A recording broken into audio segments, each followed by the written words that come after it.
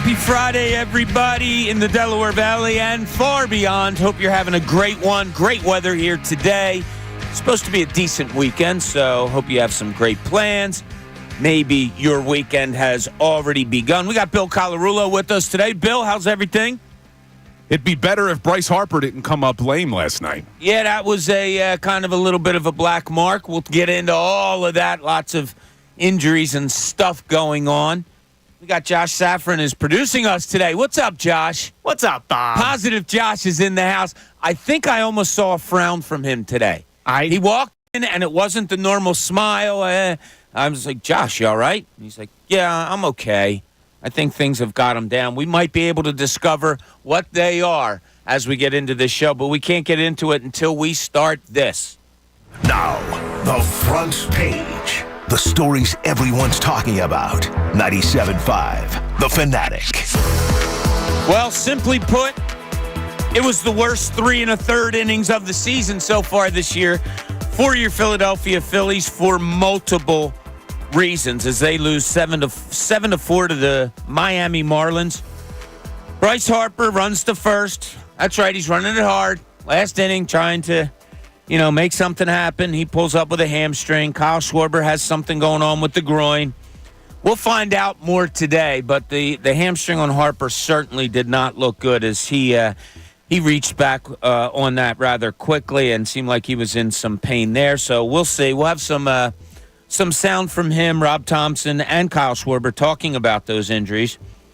I assume Harper's probably going to miss some pretty good time. The groin injury with Schwarber, we'll see.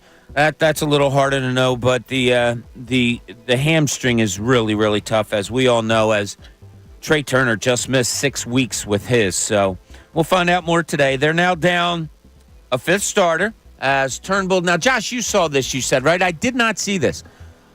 Spencer Turnbull, how long is he supposed to be out for?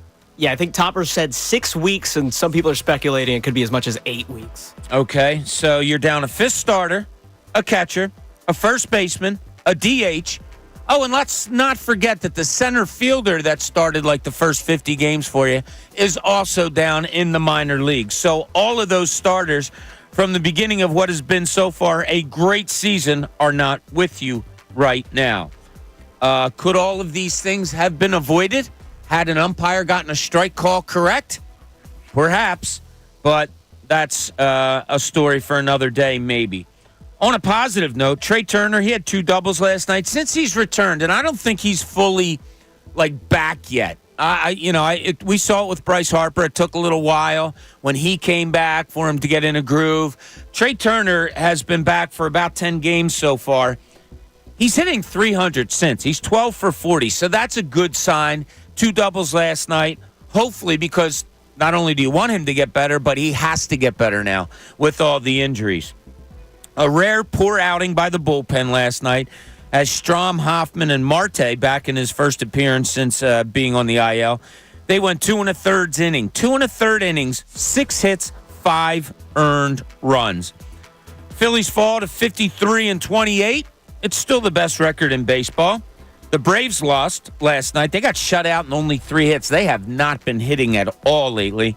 So the Phillies are still up 8 games on the Braves. Tonight, Phillies and Marlins go at it again at 6:20. Christopher Sanchez on the mound after a really good outing that he had on Sunday. He's 5-3 with a 2.67 ERA. He goes against rookie right-hander Kyle Tyler, who doesn't have any decisions yet this year, 4.50 ERA. He started once back in April and then just had another start like a week ago, so you don't know much about him.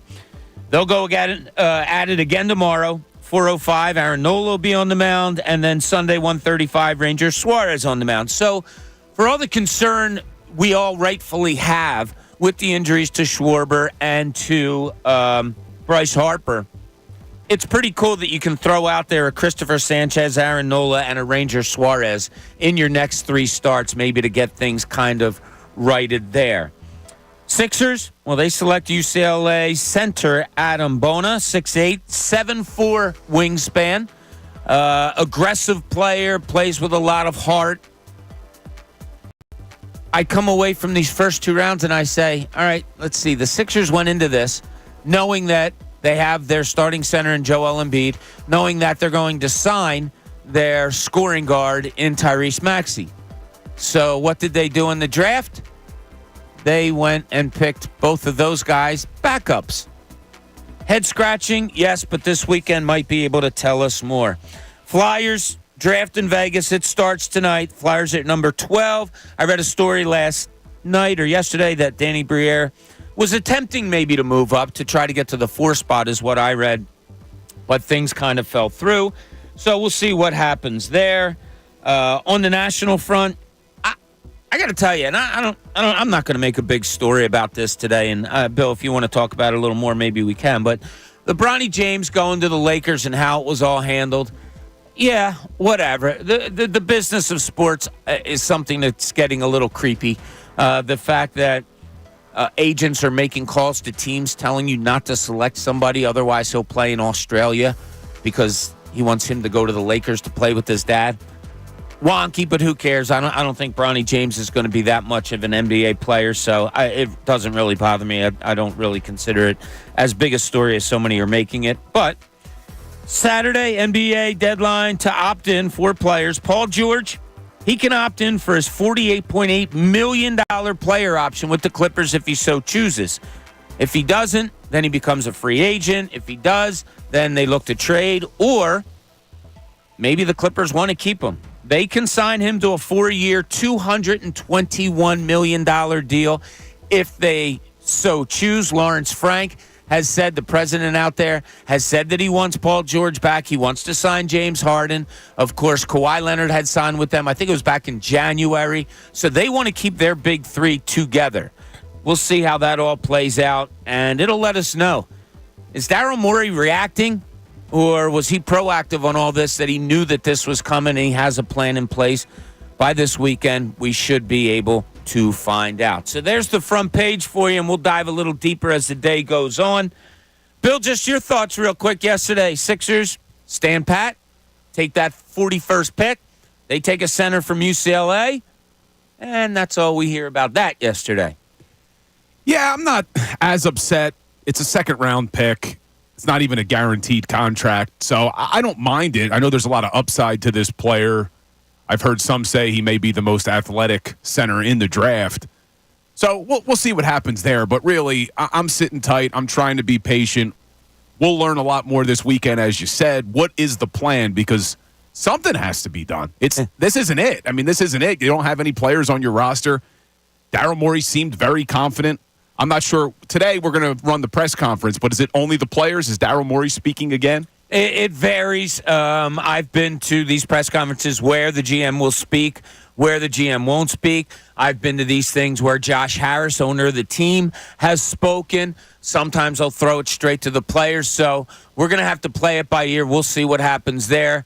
Paul Hudrick is going to join us after the press conference around the 1 o'clock hour. To give us his thoughts on not only what the Sixers did in the draft or didn't do in the draft, but also what they may do moving forward. So I assume it has to be a big weekend. I assume some questions have to be answered. Well, I assume this wasn't Daryl Morey's game plan going in. Everyone that we've spoken to leading up to the draft thought there was no chance that the Sixers were going to either pick in the first round or were going to keep the pick that they make in the first round. But it does look like that's what's the case is. So I don't know what's going on, but like you said, we'll find out some answers. At the very least, we will know on Sunday if Paul George opts in or not. Because that has to happen. That deadline is Saturday night, I believe. Yeah, so that deadline is Saturday. It would probably be if Daryl Morey was on the dais today. It might be my first question, and we might get the answer of, yeah, of course it was. But my question would be, was this your game plan going in, that come Friday after Wednesday and Thursday draft, you'd be sitting here talking about the two people you drafted, and that's the only players on your roster that you've added? I wonder if that was the game plan, legitimately the game plan, because he has something else in mind. He's going to say, yeah. He's going to say, of course. I don't know. I don't know. Have things fallen through? What's your gut feeling, Bill? Have things fallen through for the Sixers? Did he get outmaneuvered? Was he waiting to see what happened with the likes of a Paul George? And has he been, does he have a thought on a Brandon Ingram? Was that his first choice? How do you think this has played out? Yeah, if you could give Daryl Morey some truth serum right now and find out. That'd be fun. I think that their plan is falling apart a little bit because I think that everybody assumed, and Joel Embiid reinforced this when he went on the NBA Countdown to sit next to Paul George and gives him the side eye when he says we need to add pieces. I think Paul George was plan A, and I really feel that Daryl Morey thought, and maybe it's still a possibility, although it seems more and more unlikely, that they were going to be able to get Paul George. And if that doesn't happen, I think anything else they do is going to be them scrambling because it also looks like maybe Jimmy Butler's going to stay in Miami. We know LeBron James is staying with the Lakers now. There was no doubt with the way that whole Bronny thing went. And you mentioned it briefly. It did bother me a little bit. It only bothers me because it's being covered now as this incredible story. And I'm sure Bronny's a nice kid, and he's crying, and he's in tears, and how incredible it is. I don't like fiction, man. I'd rather read a nonfiction book. This was fabricated. This wasn't organic. You forced this to happen. You're telling teams, don't draft him or he's going to Australia, and now we're going to act. It's so emotional. What an amazing story. It only happened because Clutch Sports, LeBron James, they forced it, and that's what rubs me the wrong way. Now, maybe that's just sour grapes because if the Sixers would have drafted Bronny and then LeBron came, I would have been like, oh, what a great story. But we'll see, man. I just don't know what Daryl Morey does now. Is it Brandon Ingram? Is that the answer? I don't know. Yeah, and we'll find out in the coming days, as we said. But, yeah, the Bronny thing, what's weird about it is, Bronny James comes out and says, yeah, I know my dad has said that. I just want to be on my own merit. I want a team to take me for me. And, LeBron comes out and says, yeah, I respect that. And all. And then Rich Paul's going around supposedly, I don't know if this was actual reports or people were saying on Twitter, I didn't see who it was, saying that he was calling teams saying, don't draft him. If you do, he's going to play in Australia. Yeah. And that was reported. How does that make Bronny James feel if that's the truth, after he came out and said, I just want to be on a team on my own merit? Well, that's why it's all fiction. It's all fiction. It's even LeBron and Rich Paul saying early on that wasn't the case, a couple months ago, that it wasn't necessary, that the team LeBron was with drafts him. This was all fabricated. It's this fake made up story. And it does. It rubs you the wrong way. Now, look, I got a 5-year-old son. If I was a professional athlete and I had the ability to play on the same team as my son, I'm sure that would be an incredible thing. So I understand why they did it. It's just don't force it down our throats like it's this incredible. Look, Ken Griffey Jr., he made it on his own merits. He's one of the best baseball players we've ever seen. Yeah. Come on. Anyway, move on. That's what I like to say. Move on, and we'll see what happens. If they get to play together, great. Does it affect the NBA in any way? Not in my eyes. I don't think Bronny James is a game changer for any NBA team. If he gets to play with his dad a little bit, all right, good for him. So, Josh, I got to get your opinion on this with the 76ers. They just stand pat. It's kind of like you sit back in a chair and you say, yep, all right, this 16th pick, we got him. 41st, we got him. Cool, we're going to call it a weekend. Did you think you were going to go into today, becoming the producer of this show today, saying that, oh, yeah, the Sixers had 2 draft picks, and that's what they did so far, and that's all they did? No, I never expected this to happen. I think this is a classic case of Daryl Morey getting infatuated with a guy. Like listening to the post-draft press conference, he mentioned someone offered him a player, but they viewed McCain as a top 10 player. So I think if Morey had kind of had tunnel vision on this McCain guy, and then with this guy Bona, I was talking to Dylan back there, and he said, well, if he could be better than Paul Reed, and I was like, I watched him UCLA basketball. He's a good player, but he's not better than Paul Reed right now. So I'm not sure how this helps this team this year. No, and if you had a full team and you took this guy, it would be like, all right, yeah, he's in a competition with Paul Reed and whoever else you want to throw out there to maybe be a backup to Joel Embiid. He's 6'8". He didn't attempt a three-pointer in college. I mean, in today's NBA, can he get away with that? Yeah, he's a typical down-low defender, blocks, over 1.5 shots a game and all, likes to leave his feet, likes to get up in the air. In the NBA, that just calls foul trouble. He goes for pump fakes very easily. Whatever. It's a second round 41st pick. I don't think we've ever really talked about anyone there. It did surprise me. The Sixers pick comes up yesterday. I'm watching. I'm out in my backyard watching it, and I just start going, just like you said, Bronny James, Bronny James, Bronny James. I would have liked to have seen that just for the storyline, Bill, if for nothing else. Same. And I would have liked to have seen it simply because now that the Lakers wanted him that badly, draft him and then say, hey, trade us something for him. Yeah. Why not? He's not going to Australia. Yeah, here he is. Yeah. No, I can't imagine. But it just goes to show the power that the players have in the NBA, especially LeBron James. I mean, look what he's now done. His podcast partner, J.J. Redick's the head coach. He makes them now draft his son. I get it. He's one of the greatest, if not the greatest. That's not a debate we're having today. But, yeah, it just was annoying. But the one thing that Josh said, though, of Daryl Morey falling in love with a player based off of what he said, what else is he going to say? You drafted the guy. I don't think he fell in love with the player. I just don't think that the deal was there. Even if he says he was offered an intriguing prospect for it, I'm not buying it. If it was an intriguing prospect, they're moving that pick. If it was somebody they wanted, they're moving that pick. So we talked about this yesterday, Bob. Patience. My patience is waning more than the Sixers' interest in Paul George, apparently, according to Shams. But yeah, so it's going to be, hopefully, an interesting weekend. Find out. This is what's weird. You look at the crawls and you follow the draft and you're listening and you're getting the alerts on your phone. Like, there hasn't even been rumors around the Sixers. not recently. There hasn't been anything. And I said last week, I think you and I were on, and I went into the producer's studio where the TV was on, and the headline on, I don't know what show it was what's a better fit for Paul George, the Clippers or the Sixers? And I said, oh, all right, well, at least, they're one of the two teams that they're talking about. It's kind of come like, the Sixers started dangling and now have just fallen off. And now it's like, is he going to opt in for the 1 year, or is he going to get extended? That just seems to be what it is. And like I said, Lawrence Frank coming out from the Clippers and saying, hey, we really want to keep him. We love him. He's a great two-way player. I think they're doing anything they can to keep him. They have also in their back pocket, he's from there, from right around there. I don't think the Paul George thing's going to happen. If I was a betting man, I don't think he's coming here. So let me ask you, Bob.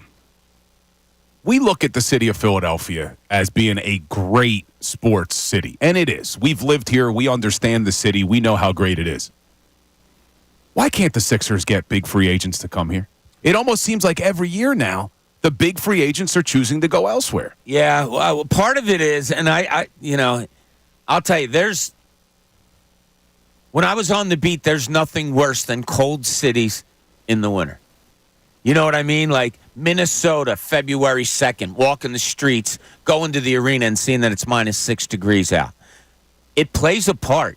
It plays a part. These guys can't wait to go to Miami on road trips. They can't wait to get out west, if you're playing on the East Coast, on road trips.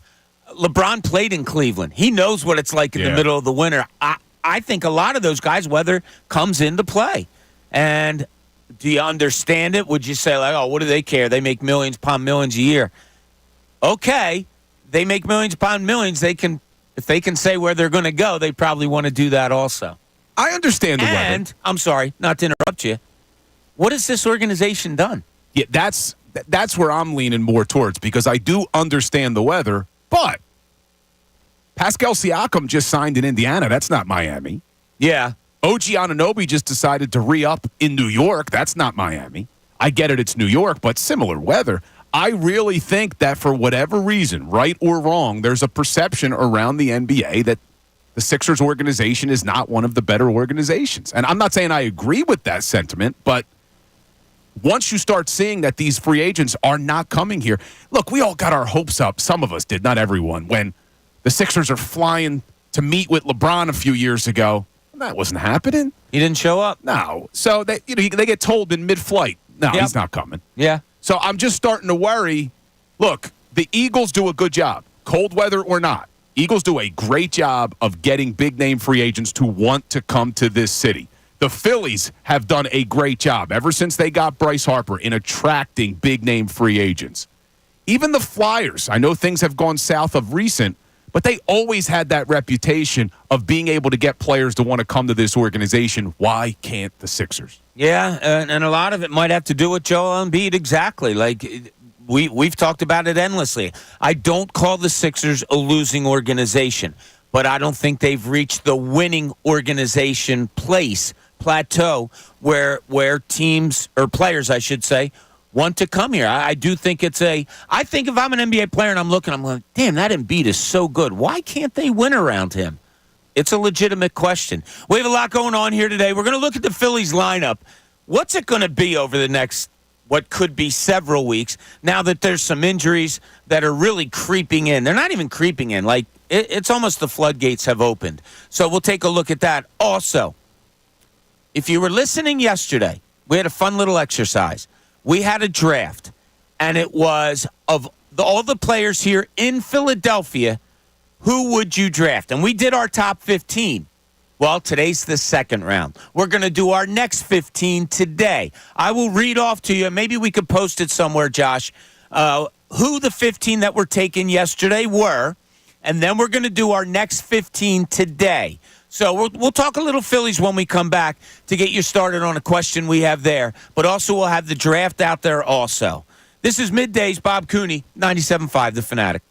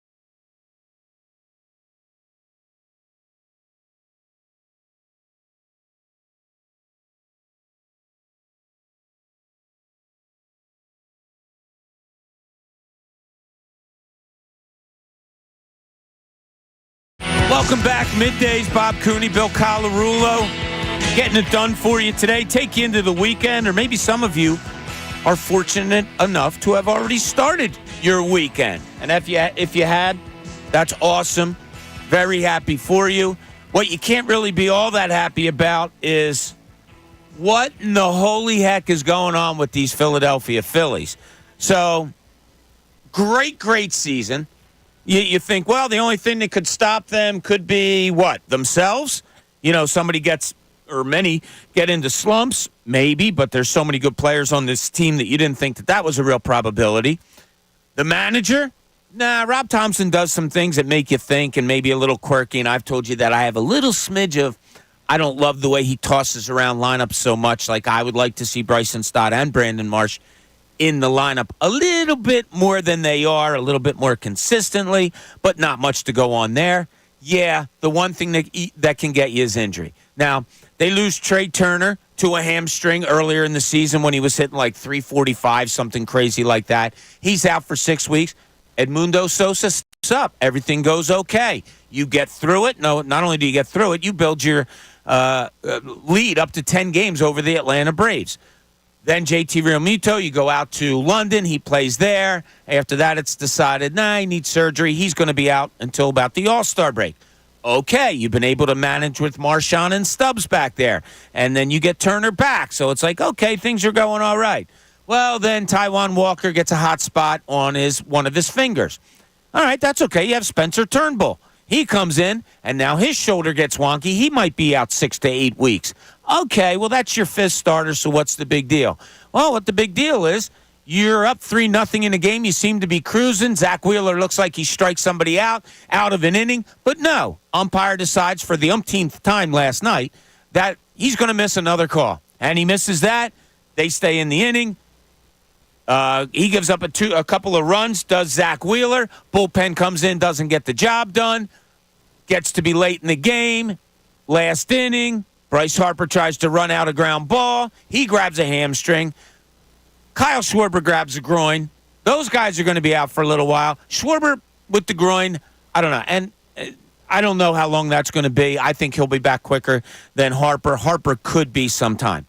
One thing I don't want to bring up, and I don't think is a talking point. These are professional athletes. I don't give a crap if you ask them to go out and play the field. If you ask them to run hard, that's what they're paid to do. So for people that are down on Rob Thompson for playing Schwarber in the outfield yesterday, maybe that led to it.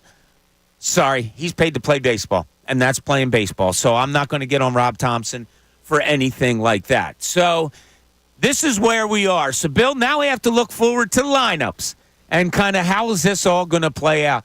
If after everything that I've just labeled out there, maybe it's a sub, maybe it's somebody that's already there. Whose shoulders have to get a little broader to carry some things, first and foremost, in your mind for these Phillies right now? Ooh. Well, first to your point about Schwarber, real quick. Don't forget, he played over 100 games in left field last year because Harper was DHing a lot last season. Right. So I don't like that argument either. He can play left field at times. Not the answer, but that's not why he got hurt. But the person that's probably going to have to step up, I think the obvious answer is the starting pitching, number one, which they've been doing a great job with. Which has been great. You're absolutely right.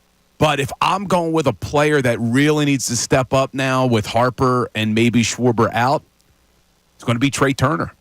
These players stepped up when you were out. It's now your turn to step up when they're out. And the crazy thing is, Bob, I went and looked. In the last 2 years, since Bryce Harper has been out or in the lineup, the Phillies have actually been pretty good without him. So he was with Bryce Harper since 2022. They're 173 and 128. That's a 575 winning percentage. But without him, 57 and 47, a 548 winning percentage. Now, the question's going to be, though, can they do it without Harper, without Schwarber, without Realmuto, all at the same time? That's why I'm saying Trey Turner. And then I guess you could also throw in Alec Boehm to continue to do what he's been doing. Yeah, so it's going to be, man, Rob Thompson, although, look, no one likes injury, especially the manager of a team. They don't like injury. But Rob Thompson, as we all know, loves to mess with the lineup. I think he likes to rub his hands together and say, nah, normal lineup? Nah. Let me tweak with stuff here. Well, let's look how much they're going to have to tweak. All right, first baseman, let's do this. Let's go lefty-righty, because that's how we know Rob Thompson loves to go. Let's assume the Phillies are playing a left-handed pitcher. Who's your first baseman?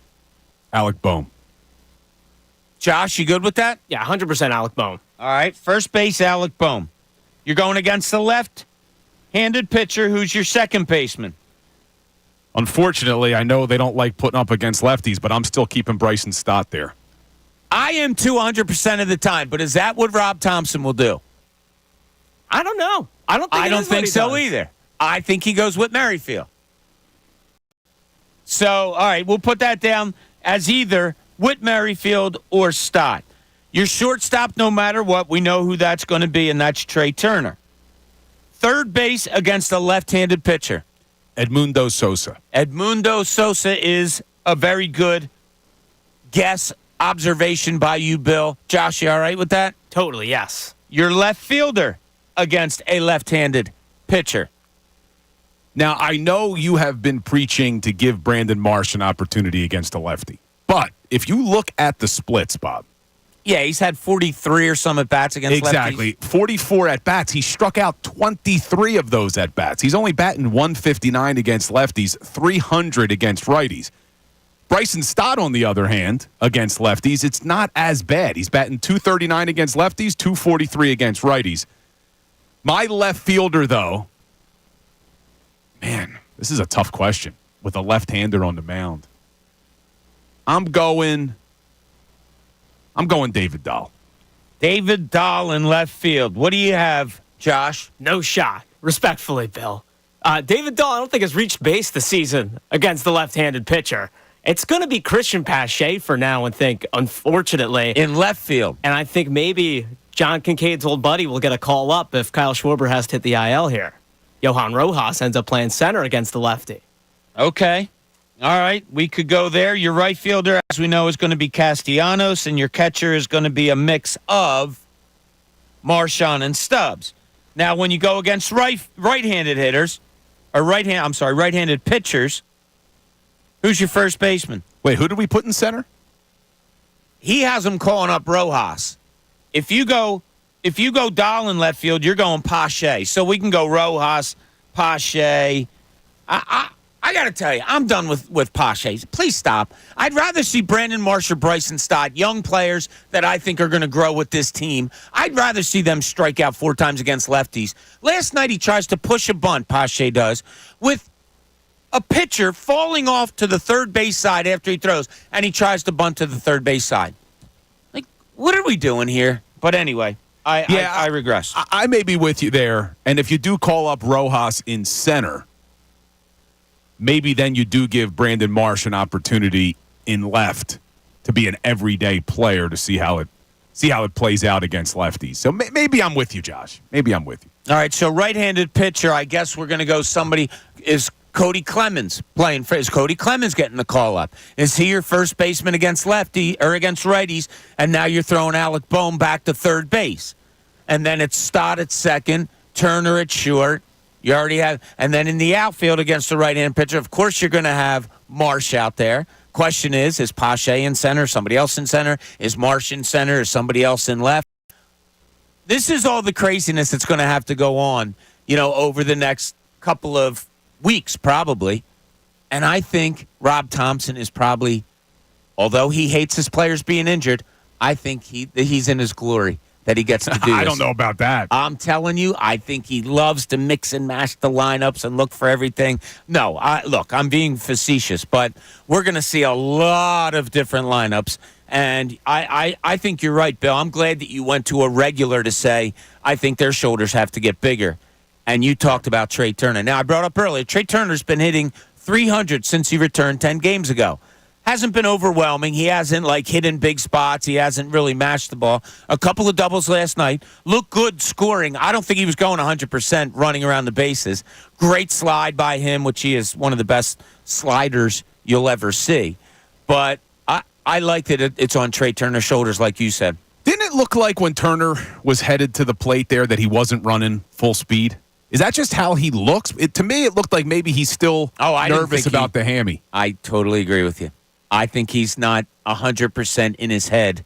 Let me stretch this out. Because when they showed you on the television him running, I'm thinking, oh, okay, it's not going to be a close play at the plate. And then it's a close play at the plate. I'm like, man, he wasn't running 100%. It didn't seem like it. No, I thought he was kind of coasting around the bases a little bit, but then an unbelievable slide to get home. I just love watching him run the bases.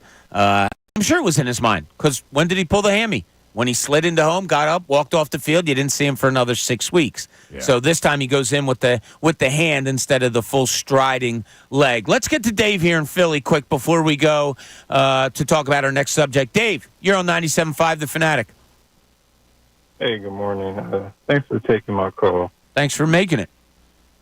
Yep, no problem.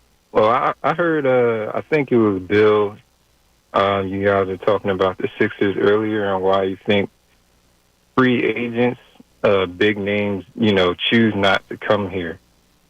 Personally, I think it's because, I think they sense that playing not only in Philly, but the Eastern Conference championship contending teams in general, like the Knicks, Boston, and even Milwaukee, they sense that there's a certain type of pressure to play here that isn't necessarily the same type of pressure in, like, Western Conference teams. Like, if you're not willing to put in a certain type of work here and give it everything you've got, every time you're out there on the floor, then you're not going to get away with it. You're going to hear it from the media, the fans, and ultimately, if you don't work on improving yourself in whatever areas you need to, you're going to be up out of here in a couple years. So the one thing I'll say, Dave, don't you think that pressure is the same up in New York and maybe even up in Boston? Yeah, that's what I said. Like, that pressure comes with, and even Miami to a degree, like the Eastern Conference teams, that pressure is something that is going to force you to look yourself in the mirror. Okay. And, if you need to change, you're going to have to change. If not, you won't survive here. All right. That's an interesting. Thanks. Appreciate the call. I don't know. Like, we are fans. We are followers. We observe. These guys are the most competitive people in the world. Rarely are you just there because of your talents. There's also something else, and I've seen it. In the most minimal guys in the NBA, they are some of the most competitive guys. I don't know. Do you think pressure has anything or much to do with it? I'm right there with you that you don't make it to the pros if you're not a competitive person. But to the caller's point, we have heard in the past that Philadelphia is a difficult place to play. I mean, earlier in the offseason for the NFL, I think it was Steven Nelson was on a podcast, the former D-back for the Eagles, saying it actually took a toll on his mental health being here. I'm not sure I'm buying that because we've seen other athletes really succeed here. I don't know if that's what it is, though, because there is pressure, like you said, in New York. There's pressure in Boston. That's not the only reason why I think a free agent would say, oh, no, I'm not going to go to Philly. There has to be something else. It's not just the weather. It's not just the pressure. I think, and now this goes back to something me and Tyrone were talking about a couple days ago. We can go all the way back to the process and Sam Hinkie and that losing culture and mentality that got implemented here in this city. Has that carried over where free agents just look at the Sixers and say, nah, I don't want to go play for a losing franchise. They're a losing franchise. I don't know. Yeah, it's interesting.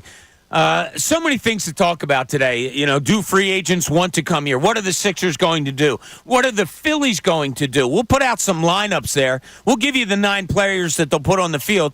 What's the lineup going to look like? Because you lost your number 1 hitter, your number 3 hitter, your number 4 hitter, just all in the last couple of weeks. So we'll look at that. Also, we're opening up the second round. I will read to you the 15 names that were taken yesterday by the listeners as the first 15 draft picks that were taken among all the athletes in this city. I'll read them to you. We're doing a second round. We're doing 16 through 30 today. All that and a whole lot more. 610-632-0975. Love to hear from you. This is Middays. Bob Cooney, 97.5 The Fanatic. Ricky Pitalico.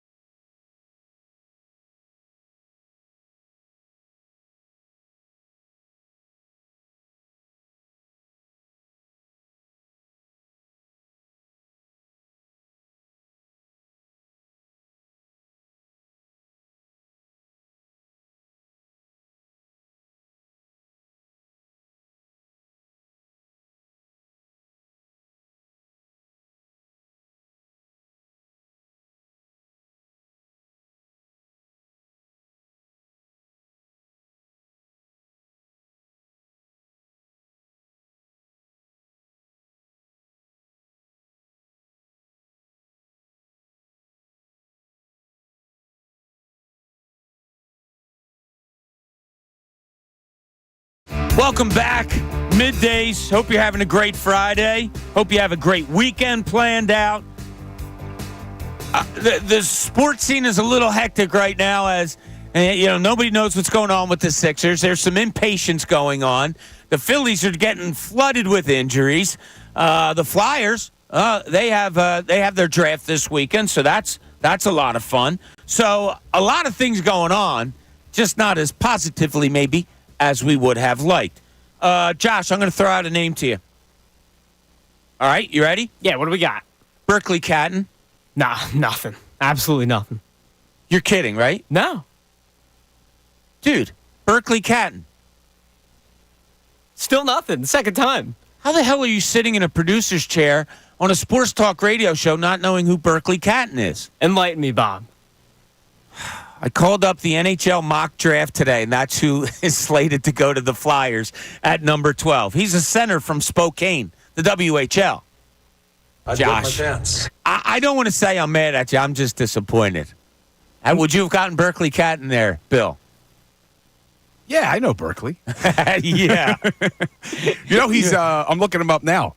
5'11", 163 pounds. He's got to put some weight on. Yeah, he's like Josh's size, except a few inches taller and about 20 pounds heavier. Yeah, I'd sign up for that. All right, so we had some fun yesterday with the draft. Here's how we proposed it to you. Any player on the professional teams here in Philadelphia is up to be drafted. You number 1 through 15, you could draft whoever you wanted, and here's how it went. Number 1, Bryce Harper. 2, Joel Embiid. 3 was Jalen Hurts. Tyrese Maxey was 4. Zach Wheeler 5. Aaron Nola 6. At 7, we had the surprise of all, Matvei Michkov. 8 was A.J. Brown. 9 was Trey Turner. 10, Lane Johnson. Schwarber went 11. Jake Elliott went 12. Saquon Barkley 13. JT Realmuto 14. And Ranger Suarez 15. Those guys are off the board. So we have to do a second round today. And Josh, do we have the ability to post that anywhere so people can look up those names? Yeah, I'm sure we can do that. We can get that up on Twitter for sure. All right, and let's get that up on Twitter so you know who the names are. But we're doing a second round today in conjunction with the NBA. A second round today, 16 through 30. When you make a call to talk about the Philly sports scene, then we also want you to make a draft pick, so we'll look at that. So, Bill, when it comes to people not wanting to play in this city, we always look at it with a crooked eye. You were saying that a lot of people were coming back and thinking that maybe it's Joel Embiid when it comes to the 76ers. Yeah, on our YouTube page, a lot of people saying Joel. And I said to you off the air, Joel Embiid should be easy to play with on the court. Right? Is there something about his game that other stars say, hey, we don't want to come there? Is there something about his personality where stars would say, hey, we don't want to come there? Because to me, from the outside looking in, why wouldn't you want to play with Joel Embiid? Yeah, it is crazy. And I told you about a conversation that I had with Marcus Morris during the Sixers gala, and we were just off the air just talking and about his career and everything. And he said, look, I got to tell you, honestly, the easiest thing I've done in my NBA career, Marcus Morris has been around for a while. He said the easiest thing ever is be on the court with Joel Embiid. He said it makes life so easy. And he went on, and we were talking, going back and forth. And I said, let me ask you a question on that. What was the hardest thing you ever had to do on an NBA court? And he said, without hesitation, play against Joel Embiid. Like, that's how much this guy was in a veteran who's been all over the league and played with every great player. And he labeled out there to me when we were talking, I've played with Chris Paul and Kyrie Irving and this, and he went on. And he said, without a doubt, Joel Embiid. So I don't think it's a personality thing. I don't think it's a hard, style of play to play with Joel Embiid.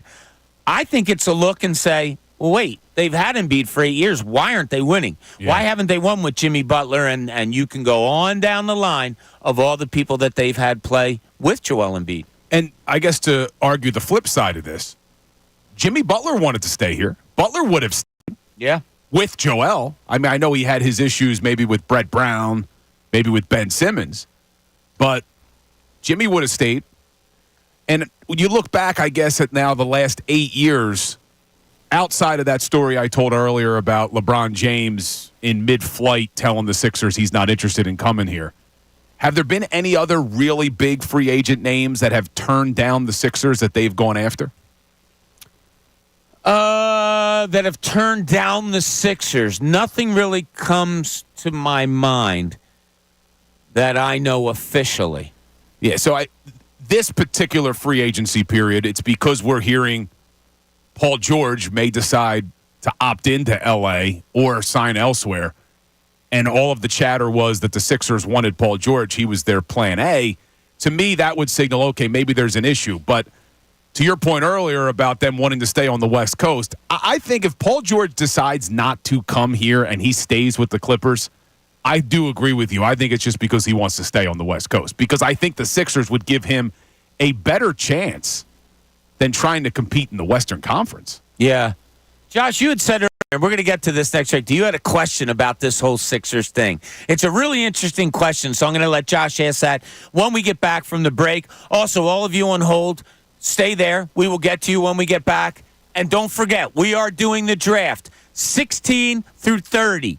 What player would you draft in Philadelphia at number 16? You're on the board. A reminder, Jared McCain and Adam Bona, both the Sixers draft picks, will be joining the best show ever later on this afternoon. We're going to talk to Paul Hudrick at 1 o'clock to talk about what he thinks the Sixers have done, about what they have done, and what they may do moving forward. This is Middays. Bob Cooney, 97.5 The Fanatic.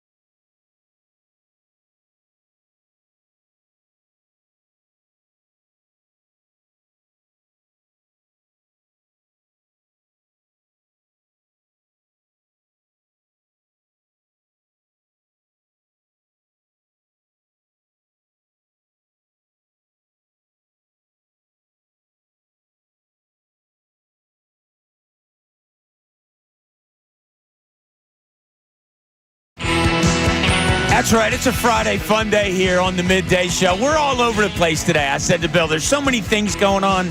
It's like a smorgasbord today. You do a week of shows, and, we have all our subjects, and we try to line it up. And today's like a throw. Whoa, I almost cursed there, Josh. Today's like you throw stuff at the wall, and I just want you to be a part of it. We have a lot of things to talk about. We have our draft out there, and we have our 16th pick is coming up in a second from our friend Todd. It's going to be a little bit of a surprise pick, but he's got a pick nonetheless. We're talking Sixers. Why do free agents seemingly not come here to Philadelphia when it comes to the basketball team? I don't know. Maybe there's something to it. Maybe there isn't. We're waiting on the Paul George stuff to fall through.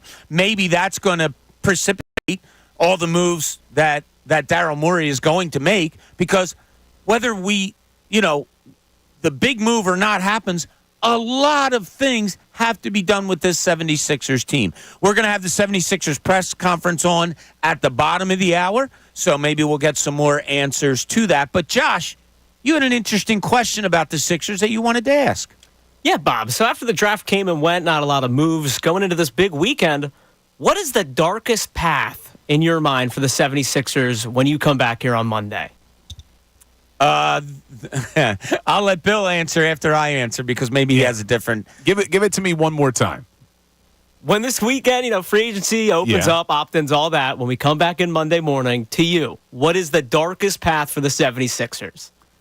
For me, it's that we're at the exact same place. But no rumors, nothing has been done, or maybe even rumors of, no, Paul George is going to Golden State, or he's re-signed, whatever. Yeah, kind of something like that. Yeah, I'm with you, but maybe not come Monday, because they can't sign any other free agent until what, July 6th? So I guess worst case scenario on Monday would be we find out Paul George opts in to L.A. I guess that would really just be the worst news right there, because LeBron's staying in L.A. now, so clearly they're figuring something out. There's really no other free agents that if they decide to opt in that I'm going to be, oh, no, not them.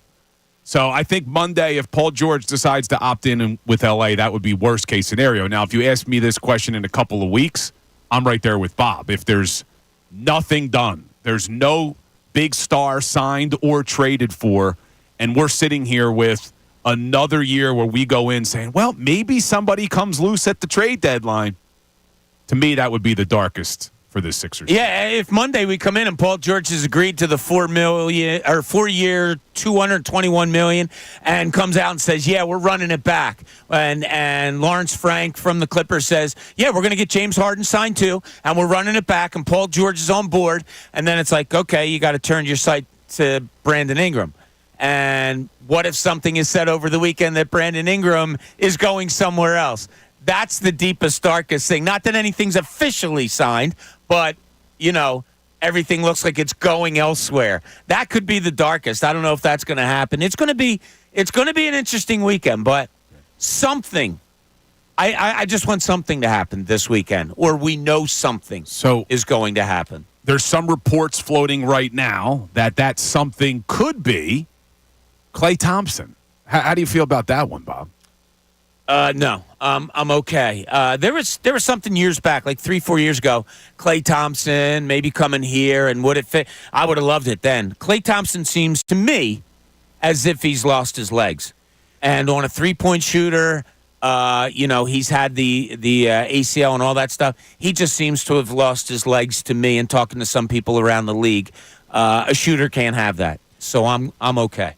I'm right there with you, and I know some people may say, well, he's only 33, and you're interested in Paul George at 35. Everybody's age isn't created equal. I don't look at Klay Thompson as just a 33-year-old. LeBron James is 40. Exactly. Yeah. So I agree with you. I wouldn't.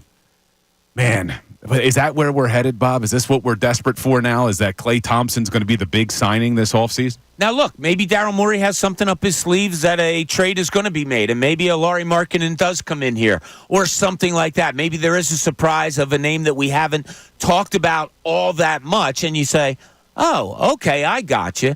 But I don't know right now. I think we'll have some clues to answers by Monday. Like you said, not anything can be really that official, or much will be that official by Monday, but I think we'll have some clues to some answers. And on our YouTube page, one of our avid followers, Voodrew, says a 50% Klay Thompson improves this roster still. Well, yeah, because they don't have anyone to play next to Maxey right now. Right? I mean, that's the thing. We don't know what the roster is going to look like. So, yeah, you're right. Klay Thompson improves the roster because yeah, he was really, really, really struggling in the last part of last season, Klay Thompson was, to the point where I had somebody tell me he was almost unrecognizable. Well, he got benched in the play-in. Yeah, so it's that you're going by kind of name only there, unless there was something more wrong with him than maybe just the legs going and age creeping in. Todd in Brooklyn is going to start us off today. Todd, you're on 97.5 The Fanatic. What's going on, buddy? Good morning, guys. How you feeling? Can you hear me? Got you good. All right. I don't know where I should start at, but I'm gonna start here. I'm gonna give you my draft pick at the end. Okay. Okay, that's perfect. Okay. So I'm gonna start with Daryl Morey. You guys already know I'm a Knicks fan, but I feel kind of bad for the guy because all the blame can't go to him. Okay. Now listen. You just played us in the playoffs. When we came to Philly, it sounded like we were still in the Garden. Okay, so we have to spread some of this blame to the fans. You got to get here, and you got to make superstars want to come here. And B, you got to get out there and you got to court these guys to come to Philly. I know in the off season, a lot of guys is on vacation. They bump into each other. You got to court guys. And then last but not least, did Harden words when he was overseas last year about Daryl Morey being a liar, did that resonate to other players throughout the league? We don't know. These is question marks. And if the last one did, then we might have an issue with Daryl Morey being here for guys that don't want to come here because of that. I like that third point. Yeah, maybe it is in some guys' minds that James Harden went out and said, yeah, he totally lied to me. And, Harden talks to other NBA players, and he tells them, yeah, they told me I was going to get a contract extension. And then, all of a sudden it wasn't there. Yeah, that. As far as Embiid, I don't know that. I've seen him, obviously covered him, but when he was around the other players in the league, I can honestly say from firsthand knowledge, he seems to be genuinely well-liked. So okay. I don't think that would prohibit. But, you never know. You never know, Todd. So who's your draft choice at 16? A telltale real quick is going to be if Paul George do come to y'all because Harden is around him, so I know Harden been in his ear. So we could tell by that. Yeah, maybe. My draft pick, I'm going to give the Philadelphia boxing scene some love and go with my guy, Danny Garcia. Danny Garcia, surprise 16th pick there by Todd. Thanks for the call, Todd. We really appreciate it. Wow, Danny Garcia. Never thought I'd see the boxer going at 16. I got to remind you, our 11 o'clock hour. It was a great hour that we had, Josh. I don't know if you remember it or not. The 10 o'clock hour? 10 o'clock hour. I'm sorry. We're at 11 o'clock. 10 o'clock hour. It was brought to you by Window Nation. Take advantage of Window Nation's 50% off sale on all style windows. Plus, make no down payment with no payments and no interest for 12 full months. Call 866-90-NATION or visit windownation.com. Didn't think I would get Danny Garcia at number 16, but wow. That's different. This has been a crazy 2 days with this draft. Still some big names on the board. Big names. And I have one in particular that hasn't been, I almost let it slip yesterday, but it didn't. Yeah. But there's still some names out there. Kyle in Jersey wants to talk about the Sixers. Kyle, you're on 97.5 The Fanatic. What's up, buddy? What's up, Bob? What's up, Bill? How are you guys? Good. Bob, I see what you did there. You're trying to get out an hour early there. I see what you're doing. Man, it's Friday. Look, we all have a half foot out the door on Fridays, and I really love just throwing a smorgasbord of stuff out there. And you have a couple things you want to talk about, Kyle, so have at it. Yeah, so I'll start with the Sixers. Everything they're doing is gross. I hate it. If Paul George and Brandon Ingram are going to be our bright spots, that's just, again, gross. I can't even think of another word to describe it. Well, all right, just to be fair, Kyle, not to cut you off, I'll let you say all you want to say. Your bright spots are Joel Embiid and Tyrese Maxey, right? Yeah, no, I meant as far as, like, the off-season additions. Right, like, okay, so as secondary products, you don't like them. Yeah, no, and honestly, I'm a little bit worried about Joel and the Olympics. All these guys on the Olympic teams, with the exception of KD, it seems, are kind of signed and stuck where they are. Not stuck, but they're good with where they are. They're going to be the ones recruiting Joel. Joel doesn't really have any. There's nobody really for Joel to recruit. I have that fear I'm too, worried man. About that. I'm right there with you, Kyle. I That's have that a good fear point, too. Kyle. What do you got as far as the Phillies lineup? So real quick, Phillies line. I wanted to run through it with you guys. Need some help. I think I got the first 5 down. All right, I wrote it. I have it written down here on one of my 3,000 pieces of paper here. Go ahead. So I got if Schwarber and Harper are out, I got Turner, Stott, Bohm, Castellanos, Sosa, Marsh, and then I'm Left fielder, center fielder, catcher, right? You will know because you got to throw the DH in there. Or I'm sorry, you're right. You have Marsh out there, so yeah, it's what. That's funny because I have written down Turner, Stott. I go Castellanos, Bohm. I had Sosa, but I crossed it off because of the right-handed thing where he's going to go righty-righty. Yeah. I put Marsh at 5, Sosa 6, and then like whoever the hell else is DH in left field, center field, and then 9 you have your catcher. Yeah, we just can't have nice things sometimes. That's the way it is. Who's your draft pick, Kyle? Draft pick, real quick. So Number 17, you are on the board. Yeah, 17 on the board. I had somebody in mind, but I think I'm going to pivot, and I'm going to go my man Landon Dickerson. Landon Dickerson at number 17. Not the Eagle that I would have taken at number 17. Actually, somebody I would have taken a lot earlier. But, Kyle, thanks so much for the call. Much appreciated. Interesting. Landon Dickerson, number 17.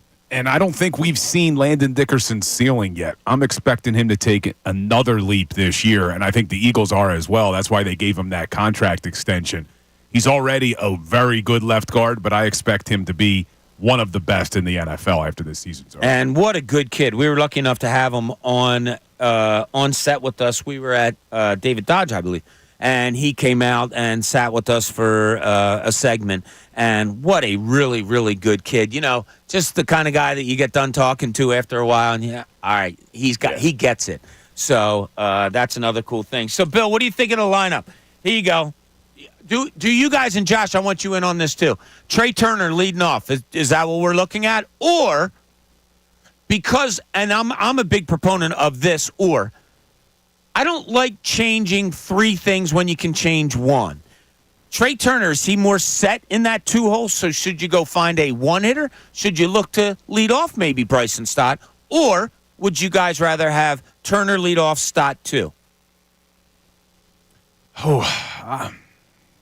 I'm going Stott leadoff. I'm going to go Turner batting second. Maybe putting Bryson Stott at the leadoff spot. Maybe he can get him going a little bit too. That's not bad. What about you, Josh? I'm with that, Bill. And Trey Turner's the right answer for who needs to step up, but the guy who I want to see step up is Bryson Stott. Like, earn those at-bats against lefties. He's not great this year so far. All right, so we'll go Turner, Scott, Turner, however we're going to do that. Who's your 3-hole hitter? I got to go Alec Bohm. He's the best all-around hitter in this lineup. But he's been your 4-hole hitter. I just can't have Castellanos hitting in the first inning every single game. That's the thing I love about the 3-hole hitter is like, oh, well, you know he's coming up the first inning. You got to get through this guy before you move any further. To me, that's Bohm right now. The squirrel kind of makes a good point there, Bill. He does. But what if you're going to have Turner batting second, what if you have Sosa batting third? Keep Bohm in his cleanup spot. Castellanos 5th. What do you think about moving Sosa up the lineup a little bit? That's not bad. I like Sosa. I don't see Sosa as this professional hitter.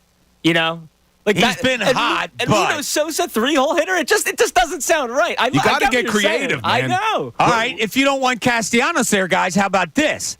Because you know how much Rob Thompson loves lefty-righty. Okay. What if you went Stott, Turner, Marsh? Oh, Josh just made a face like he sucked on a lemon for the first time. I'd rather have Marsh lead off and then maybe bump Turner down to 3, if anything. Like, if you're going against a righty, you could have Marsh lead off, but then you get lefty-righty there. It gets so tough. See, I'm not as big on the lefty-righty thing, but you're right. Rob Thompson loves Doesn't lefty-righty. matter what we like. It's what we think Rob Thompson's going to do. This is tough. This is nuts. Who thought we would have been here? This time yesterday, we didn't think we were going to be here. And yet here we are as Kyle Schwarber and Bryce Harper most likely are going to miss some time. I think Harper more than Schwarber. But here's my concern, Bob. As we're doing this exercise and you see how tough it's going to be to put a really solid lineup out there, as good as this season has been, and it's been magical, we've been talking about all they got to do is play 500 baseball the rest of the way. They play 500 baseball the rest of the way. They finish with 94 wins. It's not out of the realm of possibility that the Atlanta Braves can play 600 baseball the rest of the way. Yeah. They would finish with 94 wins. So this NL East race is over talk that has been floating around this city, it is not over. And now, especially with these injuries, it is nowhere near over. This magical season, this is the problem with baseball. 162 games. We were ready to anoint this team as champions after 80. Yeah. A lot of things different now. A lot of things are different. Jerome in my old hometown of Sicklerville. Jerome, you're on 97.5 The Fanatic. How you guys doing today? Doing great. How about you? Excellent to outstanding. Jerome, let me ask you something. Is that always your response, or is today an exception? Let me put it this way, 90% of the time. I love it. I love it. Really. One of the things I just wanted to point out, man, this has just been so egregious to my spirit. Daryl Morey, if anybody knows anything about sports and athletics, over the period of time that he's had with the Sixers, it's clear, it's obvious, he cannot construct a team. He cannot build a team. As long as we have him and Elton Brand, who I consider maybe the top 5 worst GMs in the league, we're never going to we're never going to go anywhere. If you look how New York, Boston, and some of these other teams are building, we get players like Buddy Hield, and it's not a knock against him, but if he's not hot and his shot is not dropping, he doesn't play defense, he doesn't rebound, he doesn't pass the ball well. We're making these splashes, and we're not going anywhere. And I think it's a disservice to Embiid. I think it's a disservice to Maxey. It's too much, but Embiid is hurt most of the time. You mean to tell me he's been here I don't know how many years, he can't put this thing together to make players be more conducive to building and playing off of one another's strengths and weaknesses? I'll just sit back and listen to what you have to say. Yeah, it's been the plan. Jerome, you don't have a draft, right? No, I don't. Okay, no problem. Jerome, have a great weekend. Appreciate the call. It was even that way before Daryl Morey got here. Yeah. You have not been able to figure out a team to get you over the hump surrounding Joel Embiid. And they've tried. They have tried. And I think, though, a lot of the ridicule towards Daryl Morey, I think sometimes is misplaced because he's not the one who has failed for the last 10 years trying to build the team around Joel. He got here in 2020. Mm-hmm. And I'm not a Daryl Morey apologist by any means. I need to see what he does this offseason, and right now I'm losing my patience. But you look at what he's done since he got here in 2020. He did inherit Al Horford. He did inherit Tobias Harris. He did inherit Ben Simmons. He didn't make those decisions. Then Ben Simmons, his trade value, the fact that you were able to flip him for James Harden at the time, that everybody was pretty much in support of that trade. Absolutely. In Philadelphia. I know there's some reports he could have got Halliburton. I think that's been refuted as not being accurate. Then you get James Harden, and for whatever reason, whether it's Harden, whether it's Morey, I tend to think it was probably more Harden since he's had problems everywhere he's gone. You had a guy who refused to play here. He then was able to not only unload James Harden, he was able to get rid of the P.J. Tucker contract in that move. He brought back a ton of assets with not only the first-round draft picks, the second-round draft picks. He gets Marcus Morris Sr. that you flipped for Buddy Hield, who forgot how to shoot in the playoffs. I'm not putting that on Daryl Morey. At the time, it did look like a good move getting Buddy Hield. Looked like he might have gotten the best player at that time, right? So I understand Sixers fans' frustration. I'm frustrated too, but I don't know if it should be directed towards Daryl Morey. And there's that consensus, all he knows how to do is go out and try to get a big star. You look at his time in Houston. I know they never won an NBA title. They made the playoffs 9 times. They went to 2 Western Conference finals. They never had a losing record. The guy can build a team. He really hasn't had an opportunity yet. This is his opportunity. And if they fail this offseason, yeah, I'm going to be upset. Daryl Morey might have some explanation as to what's going on as in a little bit, around 11:30, the Sixers are having a press conference today to introduce Jared McCain, Adam Bona, who they drafted in the first and second round, respectively. They'll be introducing them today. We will carry it live here on the station. I don't know if Daryl Morey is speaking. I've been to many of these. Sometimes the GM talks. Sometimes they just let the players talk. Sometimes the owner even comes out and has a word or two to say. We'll check that out. We'll check that out when we get back. I just want to get out of this building. We'll check that out when we get back. This is Midday Show. Bob Cooney, 97.5 The Fanatic.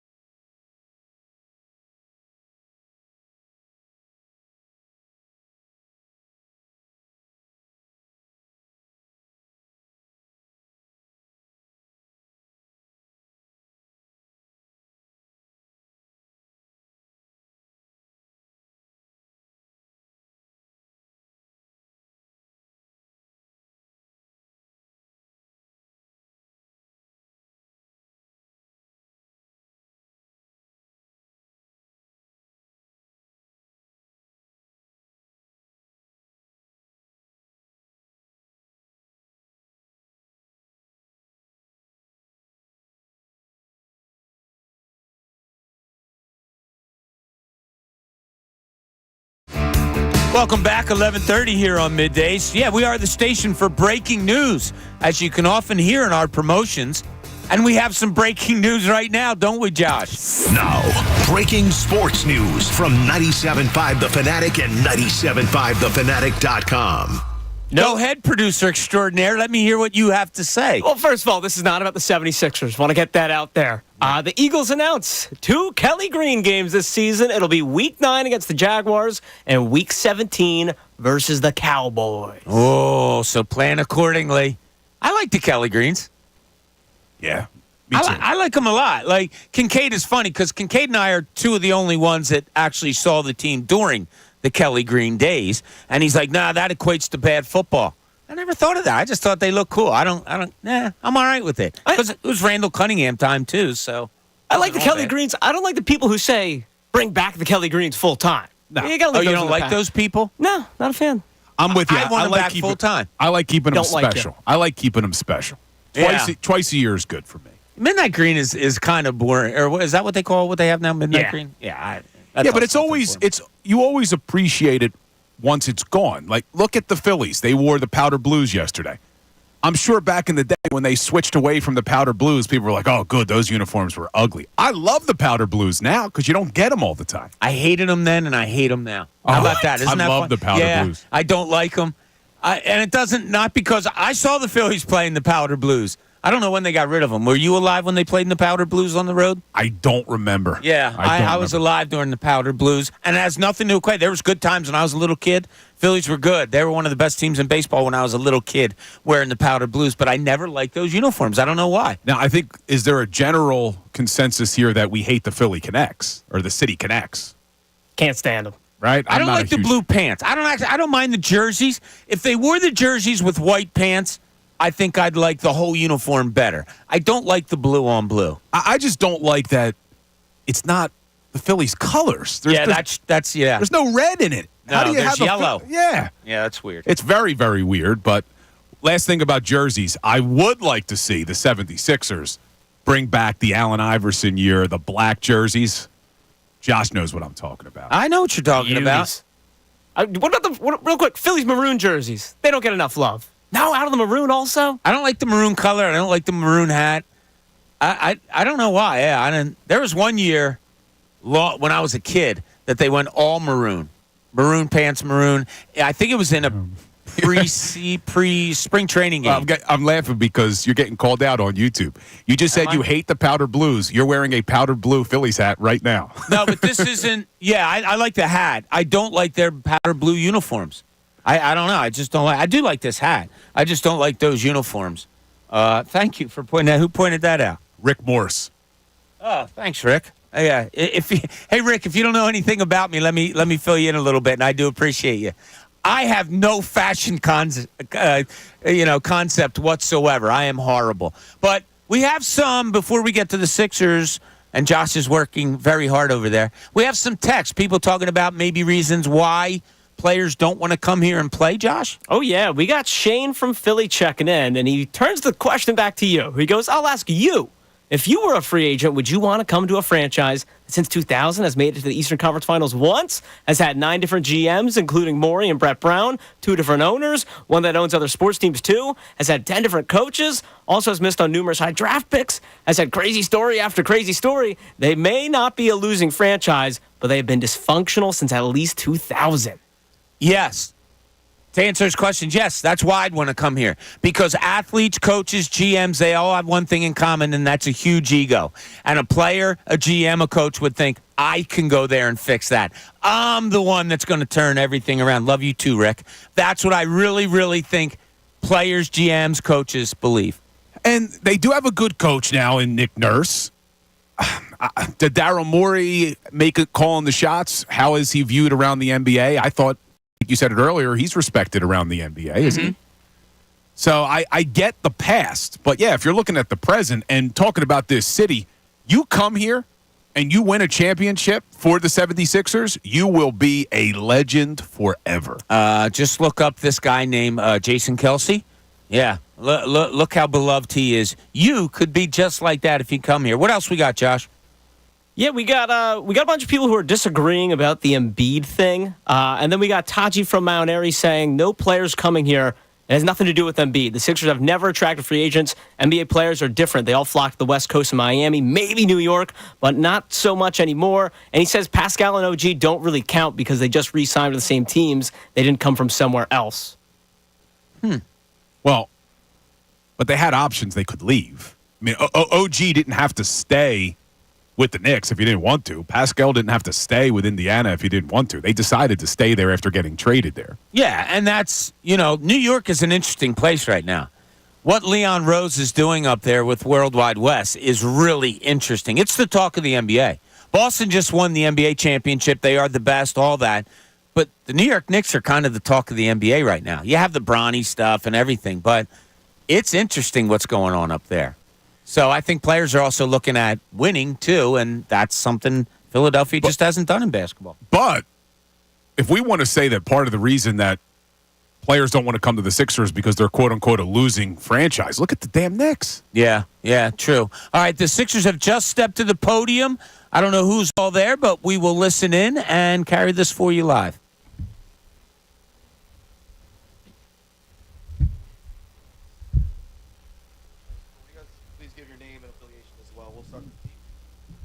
Hey, how you doing? I'm Keith Pompey with the Philly Inquirer. Jared, I just wanted this question for you. What has the last couple of days been like for you since being drafted? Yeah, it's been pretty hectic. Obviously, I'm living out my dream right now, so I'm trying to be present, trying to take in every moment, but it's hard when I'm an NBA player now. It's crazy to even say that. I feel like I'm in 2K, but it's a blessing. I'm just incredibly blessed to be here.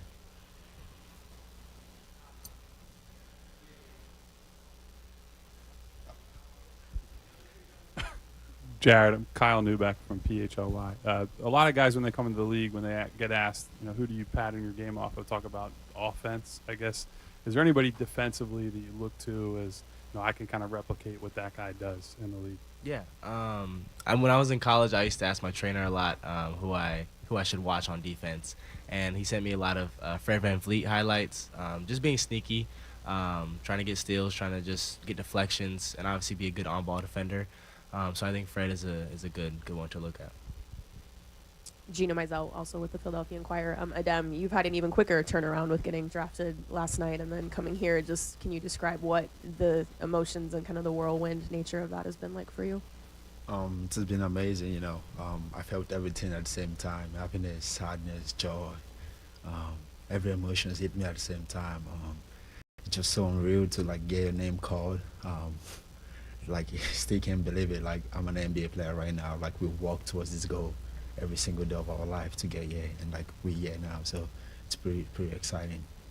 And then for both of you, just what have the early conversations been like with whether it's the front office, coaching staff, just about kind of the early expectations for you, what they want to see out of you this summer, just to get ready for your rookie year?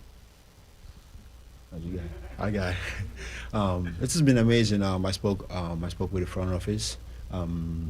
Pretty much right after I got drafted, I could feel the energy through the phone. I can tell what the team, the organization is about, the hard working, the expectations. It's an amazing program.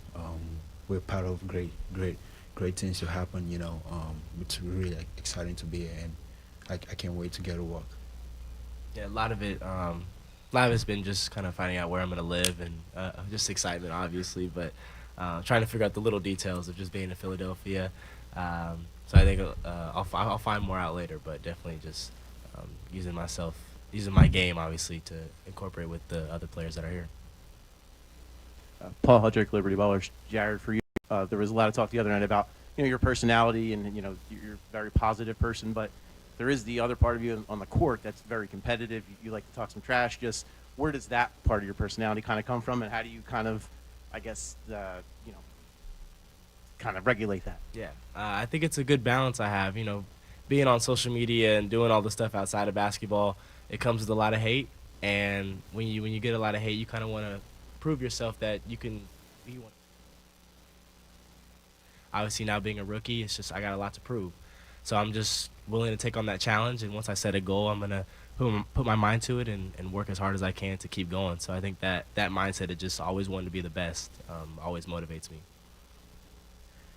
Kai Carlin, Sixers Wire. Adam, yesterday you mentioned Joel, like once you got drafted. I guess like how much are you really looking forward to kind of, I guess, learning from a guy like that and playing with him? Joel is an amazing player. We have similar roots. He's African. I am African too. I've always like watched him.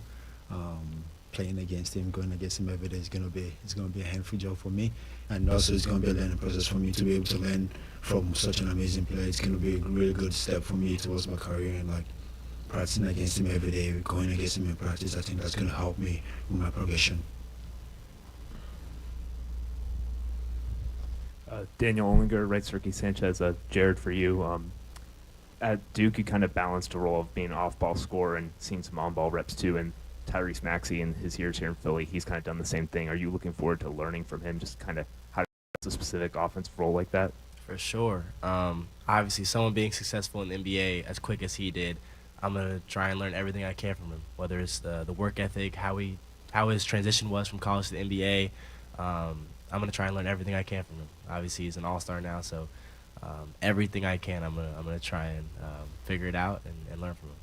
And then Adem, for you, your like motor and how you go after the offensive rebounds, how you recover on defense has been like things been talked about you the last 2 years. Just you pride yourself on how hard you play every game. The one thing about me, you're always gonna get all out effort from me. Every time I step on the floor, I come with all energy I could give. I give everything for my team to get wherever we want to get to. I think Phillies is going to be getting one of the hardest worker in the draft. So, yeah.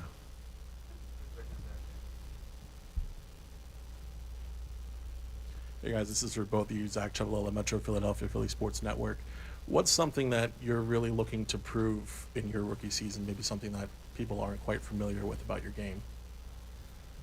For me, in college, obviously, I played more of an off-ball role. So I think just being able to obviously learning from Tyrese on-ball stuff and being able to show that I can be on the ball, make reads on pick and rolls, and then show defensively that I'm willing to be that defender. Obviously, learning the team rotations, learning defense. I think the mind is something a lot of people undervalue in this draft, just being able to figure out stuff, the IQ.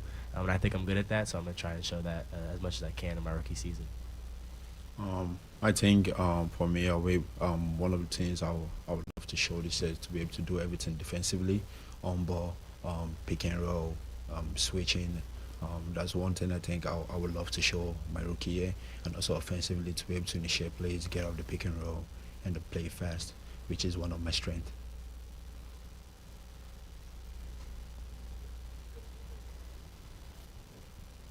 Adem, to maybe go off of that defensive stuff, just you being Pac-12 Defensive Player of the Year, known for that end of the floor. Just how did you develop that part of your game? Just not just at UCLA, but just throughout your life.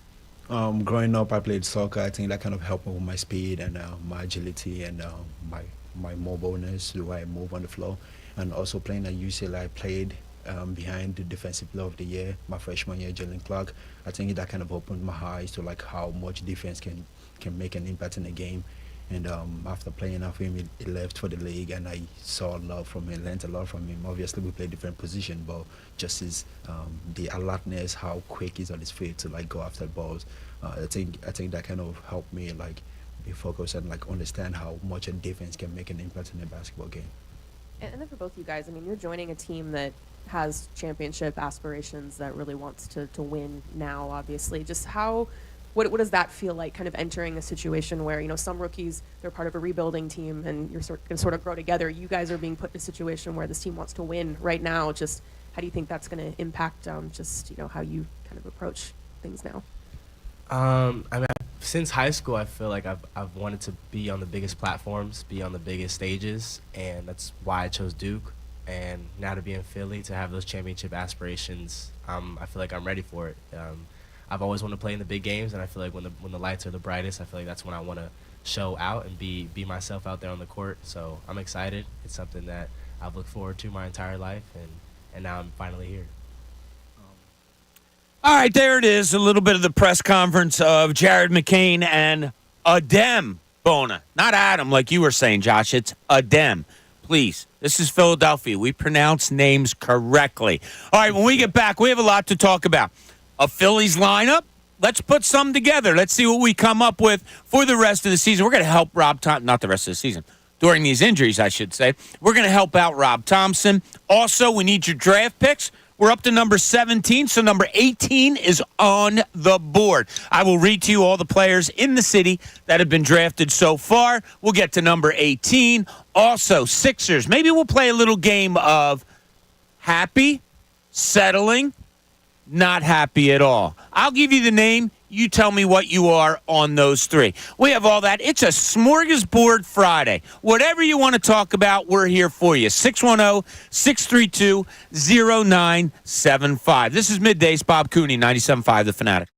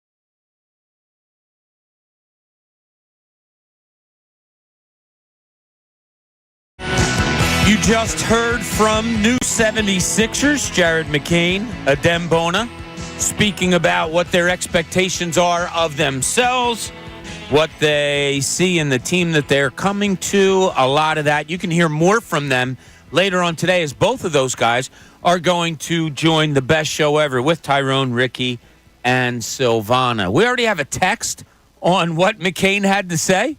Yeah, we got Dawood in Northeast checking in. Dawood is the man. He goes, this guy compares himself to Van Vliet's Matador defense?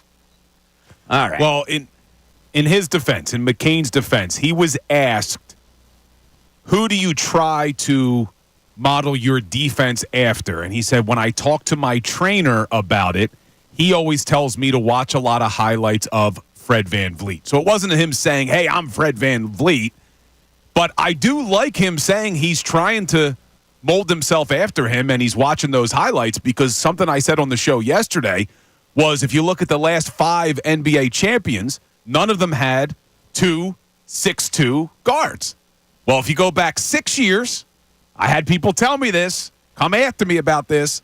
Well, the Toronto Raptors had Kyle Lowry and Fred Van Vliet. Now, I think that Maxey and McCain are a lot different than a Kyle Lowry, but if McCain can grow into Fred Van Vliet, I'd take it. I'll tell you what, it's funny. We're looking at this Sixers team. We just heard from the new rookies.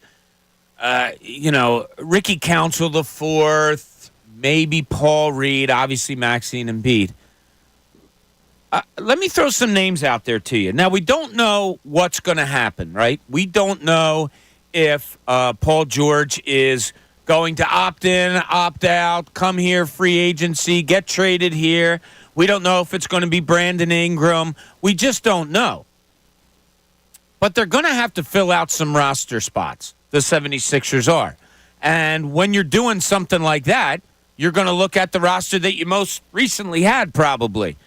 So let's take a look at these names knowing what we know now, which still isn't much, but we have maybe a more clear idea. Give me an answer on whether you're okay with this guy coming back to the Sixers or not as I give him to you. I think we're all set that Mo Bamba we can do without. Correct? Yeah, I'm there with you, especially I think with now Adem Bona. Similar style, right? Right. Nick Batum. Would love if Batum came back. Josh, you there? Could do with him, could do without him. I could more do with him than do without him. If he doesn't come here, it's because he's retiring, so okay, understand that probably. Ricky Council the fourth we know is here. Covington, I think we're all in agreement. Jeff Doughton is a guy that you look to grow maybe into something out of Rhode Island. I don't know. Tobias Harris, I think we're all out on. I think this whole city, I think the children of Josh's, who he hasn't even had yet, I think they're out on Tobias Harris. I agree with you. However, he's got a butt. Not that I would want Tobias back, but I think if the 76ers don't land some of these big stars and Tobias doesn't get a big offer somewhere else, I'm not sure the Sixers wouldn't consider bringing him back. I wouldn't do it. I think the fan base would be up in arms if they did it. I agree. But I wouldn't be shocked if we get sold, they got him on a pretty reasonable deal. I don't think Daryl Morey's going to chance that, because that would just bring so much heat upon him. I don't think Tobias is coming back. Buddy Hield. See, Buddy Hield's an interesting one because the first few games in the playoffs, it looked like he was scared to shoot. Yeah. And then in that last game, lights out. It was the exact reason that you made the trade to get him. I don't think that you can just forget how to shoot threes. He didn't do it early in the playoffs, but he showed me in that last game that he's still a very capable three-point shooter. I'm bringing him back.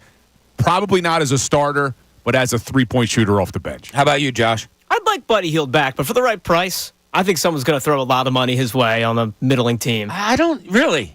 He's just so good at maybe the most important thing in the NBA today, that someone who has some extra dollars, but hey, bring Buddy Hield. Maybe he'll do something this year. Maybe. Kyle Lowry.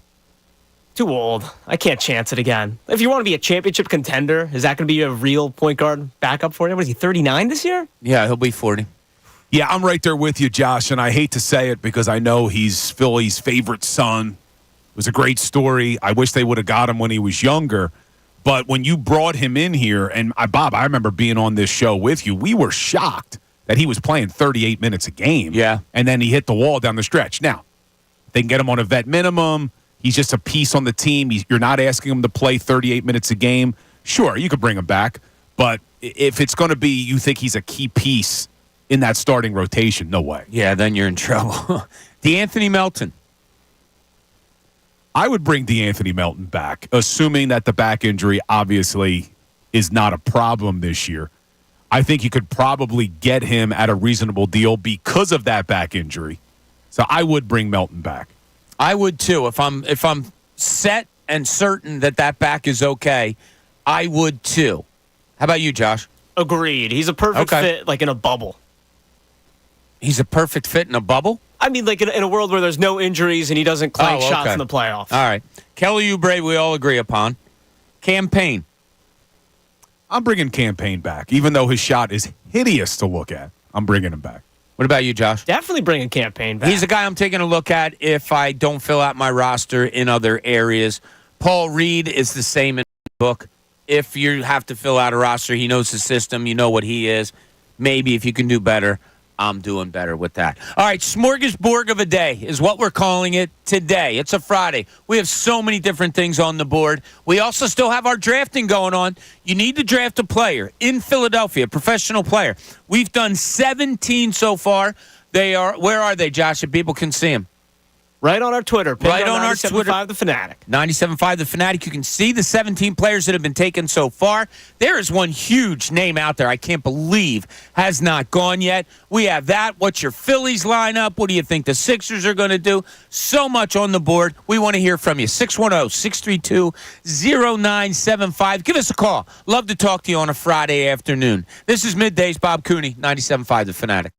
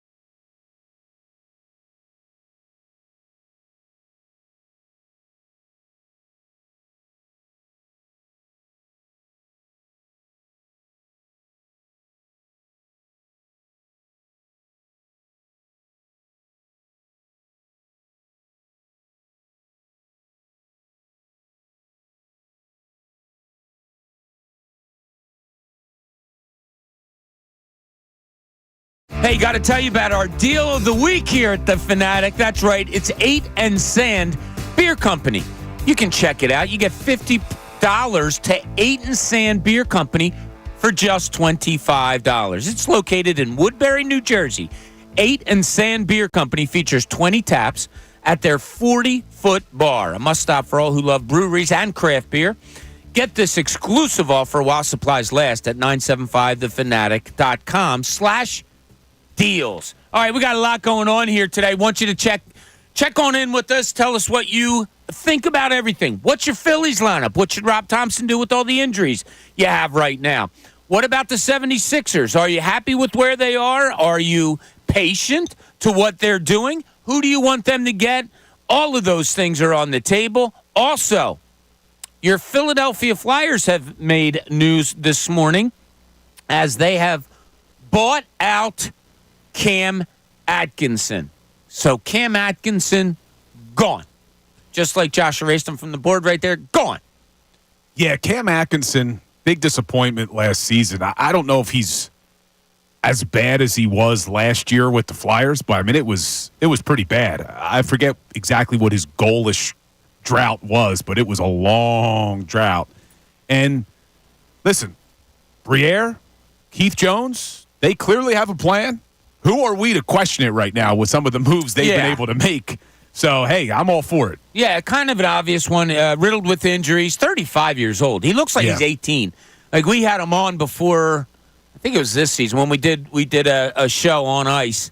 What was it, the day before the first game or the day of the first game, and we interviewed him, and I was like, damn, I can't believe this guy's 34, 35 years old. But, yeah, not a huge salary, but that's fine. You're rebuilding 35-year-olds. Nah, especially if they're injured often and all that stuff. No, you're okay. So that's good. We also have some more news. God, Josh, you are just full of news today. Jared McCain will wear number 20 for the Philadelphia 76ers. First player you think of on the Sixers of number 20?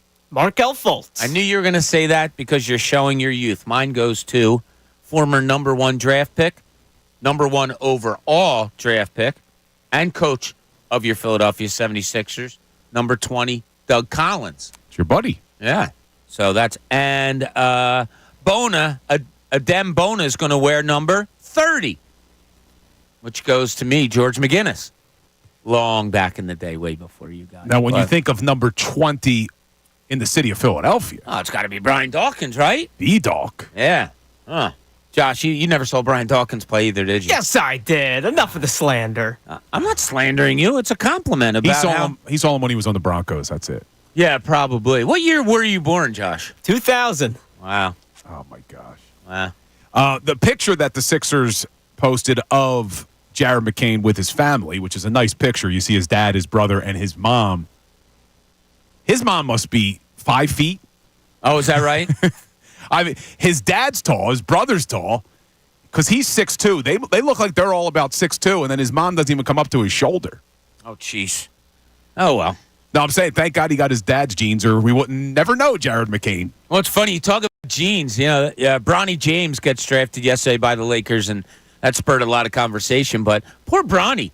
You got dad at 6'8", 245. You got Bronny at like 6'1" in shoes. I don't know if there's a person in the world that would say poor Bronny, Bob. Yeah, that good point. Poor good Bronny. Point. You know, you can. We talk money and all that stuff, but I'll tell you, one of the things I thought about yesterday was, look, we all want to take care of our kids. You talk about you have a 5-year-old boy and a daughter, and I have 4 kids that are grown now. But, you know, obviously your number one thing in life from the day they come out is I'm going to take care of this kid forever. We can look at it like, Bronny James, he's got the life. His dad's LeBron and all that. I don't know. I kind of look at it another way. Like, maybe hard, right? Could be hard. Yeah. You're trying to make a basketball career for yourself. Sorry. No matter what you do, it's overshadowed. As much as you want to say, yeah, look, I just want to be me. No, that ain't happening. And it was even further proved yesterday when apparently, Clutch Sports is calling teams and saying, no, don't draft him because if you do, he's going to go to Australia. You don't want people involved, but they're getting involved. You're always going to have that. Now, that could be a good thing. But also, let's not forget about the health problem that he had. And, so I root for the kid. I really do. It's just, if you break it down, it is another kid that just wants to play basketball for a living. And he's afforded probably some opportunities that a lot of other kids that have his capabilities and maybe even better than him on the basketball floor won't have. But I do. To me, it's just another kid, and I do. I root for him, and hopefully it all works out. Yeah, and it frustrated the way the news was reported yesterday. It frustrated me about that they were telling teams don't draft him or he goes to Australia. But when you do look up and down professional sports, this isn't the first time we've seen nepotism. So No. You don't have to look deep. No, you do not. No. So I just got a text from a friend at one of our sister stations, at Casey Boy Dude, who does that like morning thing on another show here. He said he's called us out like blasphemy. Number 20 in Philadelphia is Mike Schmidt. All right. I'm not going to disagree. Obviously, Mike Schmidt, the best Philly ever? Possibly? Yeah. Probably? Yeah. Guaranteed?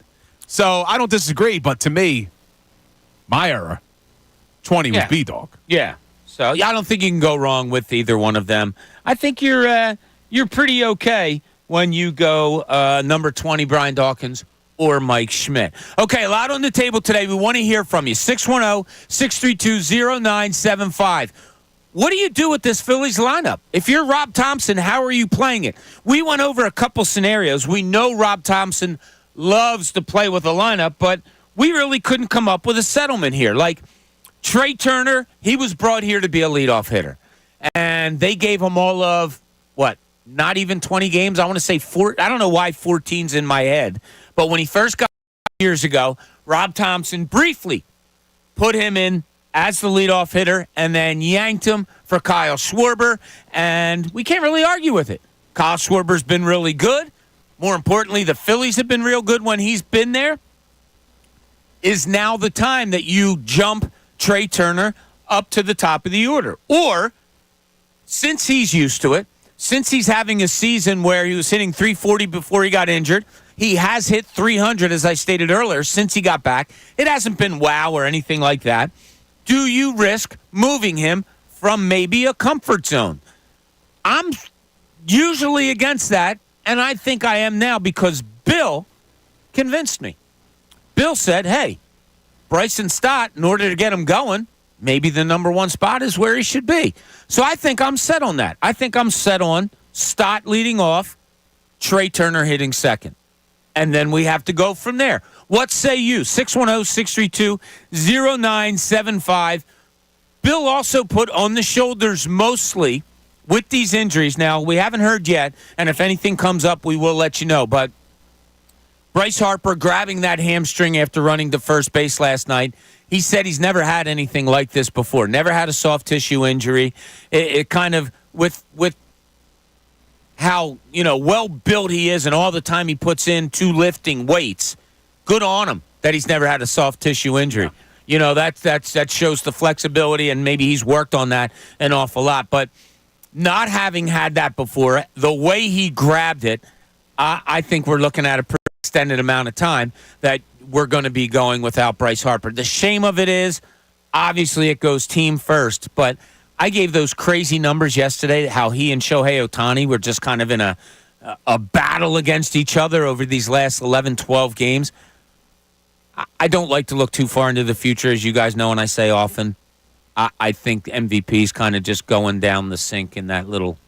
Yeah, it's really unfortunate because all the chatter in this city the last couple of weeks has been how amazing Bryce Harper has been playing, maybe the best he's ever played in a Phillies uniform. And then that happens yesterday. And look, we all have our fingers crossed that maybe we're going to get good news. But you go back to Trey Turner. Trey Turner missed 40 games. Is that what it was when he went out? About 40, about 38 games, I think it was, Josh. And he barely grabbed at that hamstring. You just saw him kind of grimace and uncomfortably walk off. Bryce looked like he got shot last night. I mean, the way he grabbed that thing, that has me really concerned. And they're going to err on the side of caution, as they should. I don't expect to see Bryce Harper. We'll find out today. I think the best show ever is going to be running Thompson's presser later today. I will be shocked if you see Bryce Harper before the All-Star break. Yeah, me too. And it's a shame of it all. Harper, all these things, All-Star game, which does that matter to the guys? Probably a little bit, but he's been there many, many times. Okay, you can kind of live with that. The MVP thing with the kind of season Shohei Ohtani's having, I if he misses 3-4 weeks, even more, which is I don't want to say probable because I am not one to guess on injuries, but that seems to maybe have gone by the wayside. But I will say this, and I want to know if you guys are kind of on board with me or not. I kind of like when I went in to do the crossover this morning with Andrew and Connor, I still have it. Okay, you're the best team in baseball all season long so far. You have built a culture. You ran it back from last year. 2 years ago, you're in a World Series. Last year, the collapse in the NLCS. You bring it back. Larry Bowa told us this team has a chip on its shoulder. They love each other. All of the great things you have. That's culture. They have a winning culture down there right now. When you truly have winning cultures like this, if you're the San Antonio Spurs back in the day, if you're the New England Patriots back in the day, these type of things don't usually overwhelm you. I am looking forward to see how this team reacts and have kind of a positivity about me, Bill, that thinks they can overcome this, that they will overcome this, not so much because of their talent, although pitching is still going to be their pitching, which is really good, but because of this winning culture that they have. I'm with you to an extent. You've seen this winning culture get them over Trey Turner being out. You've seen it in a very short sample size now with JT Realmuto being out. But I'm not sure the winning culture alone is going to be able to carry this team through no JT, no Schwarber, no Bryce Harper, no fifth starter, because now Turnbull's going to be out 6 weeks is what I think it's being reported. 6 to 8 is what Josh reported, yeah. So you have all of these factors. Winning culture alone, I don't know if it's going to be enough. And listen, I love Bryce Harper. I think he's one of the greatest baseball players I've seen in a Phillies uniform. He's that good. But he has been injured a lot while he's been here in Philadelphia. And I'm bringing this now full circle to our conversation earlier about Joel Embiid and about how other stars don't want to come here because Joel's going to get hurt. Well, we don't have that narrative surrounding Bryce Harper. No. And I'm not saying that you should, but what I'm saying is we've talked about this before. Fans have athletes that they like. They have athletes that they don't. And Joel Embiid has the moniker of being injury prone. Bryce Harper, 2019, he gets here. He plays 157 games. Great. 2020, shortened season, 58 games. 2021, 141 games. Great. 2022, 99 games. Last year, 126 games. And now this year, we don't know. He's got 76 games so far, but he may miss the next 40. We just don't know. But yet, no one says Bryce Harper's injury prone. Great point. Somebody said it here today. It was before you got in, like, hey, man, Bryce Harper always gets hurt. You just have to learn to live with it and, deal with it while he's not. And I think I said out loud, Josh, I think you were here. I was like, yeah, sound familiar? And it's the first time it hit me like, oh, no. It's great when they're on the field, on the court, the comparisons you can make between Joel Embiid and Bryce Harper. Domination, fun to watch, into the, greatness. But my gosh, are they getting closer to being similar in that they both are injury prone? And I think the reason why Bryce Harper doesn't get the same ridicule that Joel has is Bryce Harper has that NLCS home run, the Bedlam at the Bank call, that whole thing. Because if you looked at last season, the whole team didn't show up for the last 3 games of the NLCS. Yeah. Bryce Harper included. But we don't say, he fails in postseasons. He gets hurt, because he did have that one memorable moment. And it was. Trust me, I'm a Harper fan. I'm playing devil's advocate here because of what gets said about Joel. Joel still doesn't have that signature moment in the playoffs. Harper's gotten you to the cusp Joel has not come close. Exactly. You know, he's been to a World Series. He's been to an LCS. Like, they're right there. They're on the cusp. The next expectation is a championship, and Bryce Harper is the leader of that. Joel Embiid hasn't gotten you, and the Sixers haven't gotten out of the second round. No. You know, so that's where I think if you're going to say, you know, I heard talk, why did the Phillies get a pass and this and that? I don't, there's circumstances why, you know, there's extenuating circumstances why. Does that make you nervous, Josh? No. Injury-prone Bryce Harper. The difference is Bryce Harper's OPS in the playoffs as a Philly is 1,100. Yeah. That's one of the greatest players of all time. I don't think you can compare. I get the comparison, but you're right. The playoffs, like, it's Bedlam in the bank, but it's far more than that. He's a stud in the playoffs. I love Embiid. I'm not coming at Embiid. I just don't like the comparison. But what I don't like is, let's go with this past postseason for the NBA. Oh, Joel was hurt. The reason why they couldn't win was because Joel was hurt again. That's not why they lost to the Knicks. Joel had a 50-point game, remember. Joel averaged over 30 points a game. He was a plus when he was on the court. So they did not lose against the Knicks because Joel wasn't 100%. But yet that is the narrative in this city still is, they're never going to win with Joel because he's always hurt. That is not why they lost to the Knicks. No, and look, your two best players played really good against the Knicks last year. Tyrese Maxey, you know, had the game winner that one game. He went off for 50 in a game in the playoffs, if I remember correctly. Like, your two best players played really well. It's incumbent upon Daryl Morey and all to build better around them. Yeah, you haven't done anything yet in this offseason except lose a bunch of people, but you haven't built anything around these guys. Now, to bring this full circle, one thing that Bryce Harper has done so much better than Joel Embiid, and it's not playoff performance, it's recruiting stars. And that's something when we started this conversation today. Why don't free agents want to come to Philadelphia and play for the Sixers? Yeah, it's an interesting thought, and a lot of people are chiming in. And feel free to, if you want to, 610-632-0975. Josh, you can call that line, or you can text. And, Josh, you have some texts for us? We got Anthony from Delco, and he says the difference between Joel and Bryce is that Bryce gets hurt during the regular season, but he's always 100% in the playoffs. That's not the story for Embiid. Interesting. You can't help when injuries occur. Yeah. Like I said earlier in the show, I heard some people blaming Rob Thompson. Why the hell do you have Schwarber in the outfield? That's why, you know, he hurt his groin. I think Kincade said it this morning. Oh, is that right? When he called in from Vegas. I didn't hear John's call, in all honesty. I'm pretty sure he was saying, why is he out in left field? But last year, Schwarber played over 100 games in left field. So, yes, he's not the answer in the outfield, but I don't think you can blame Topper for putting him in left field and saying, that's why Schwarber got hurt. He can play left field. He's done it. Yeah, and I don't know. I saw and I watched the whole game last night. I remember Schwarber coming in and making one catch, and the guys on TV were like, Gold Glove hasn't committed an error yet this year. That's the only time I saw him run. And look, you're a professional athlete. If I can't put you out there to play left field for 9 innings, what the hell? What kind of conversation is that? If they didn't make the rule change to put the DH in the National League, Schwarber would be playing left field.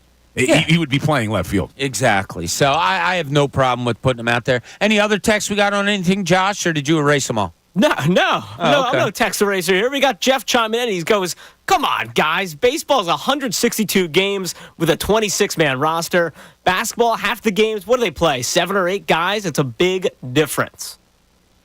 What's the difference? I don't know what he's saying there. I think he's saying in baseball, it's like such a grind of a season that it's 162 games compared to basketball.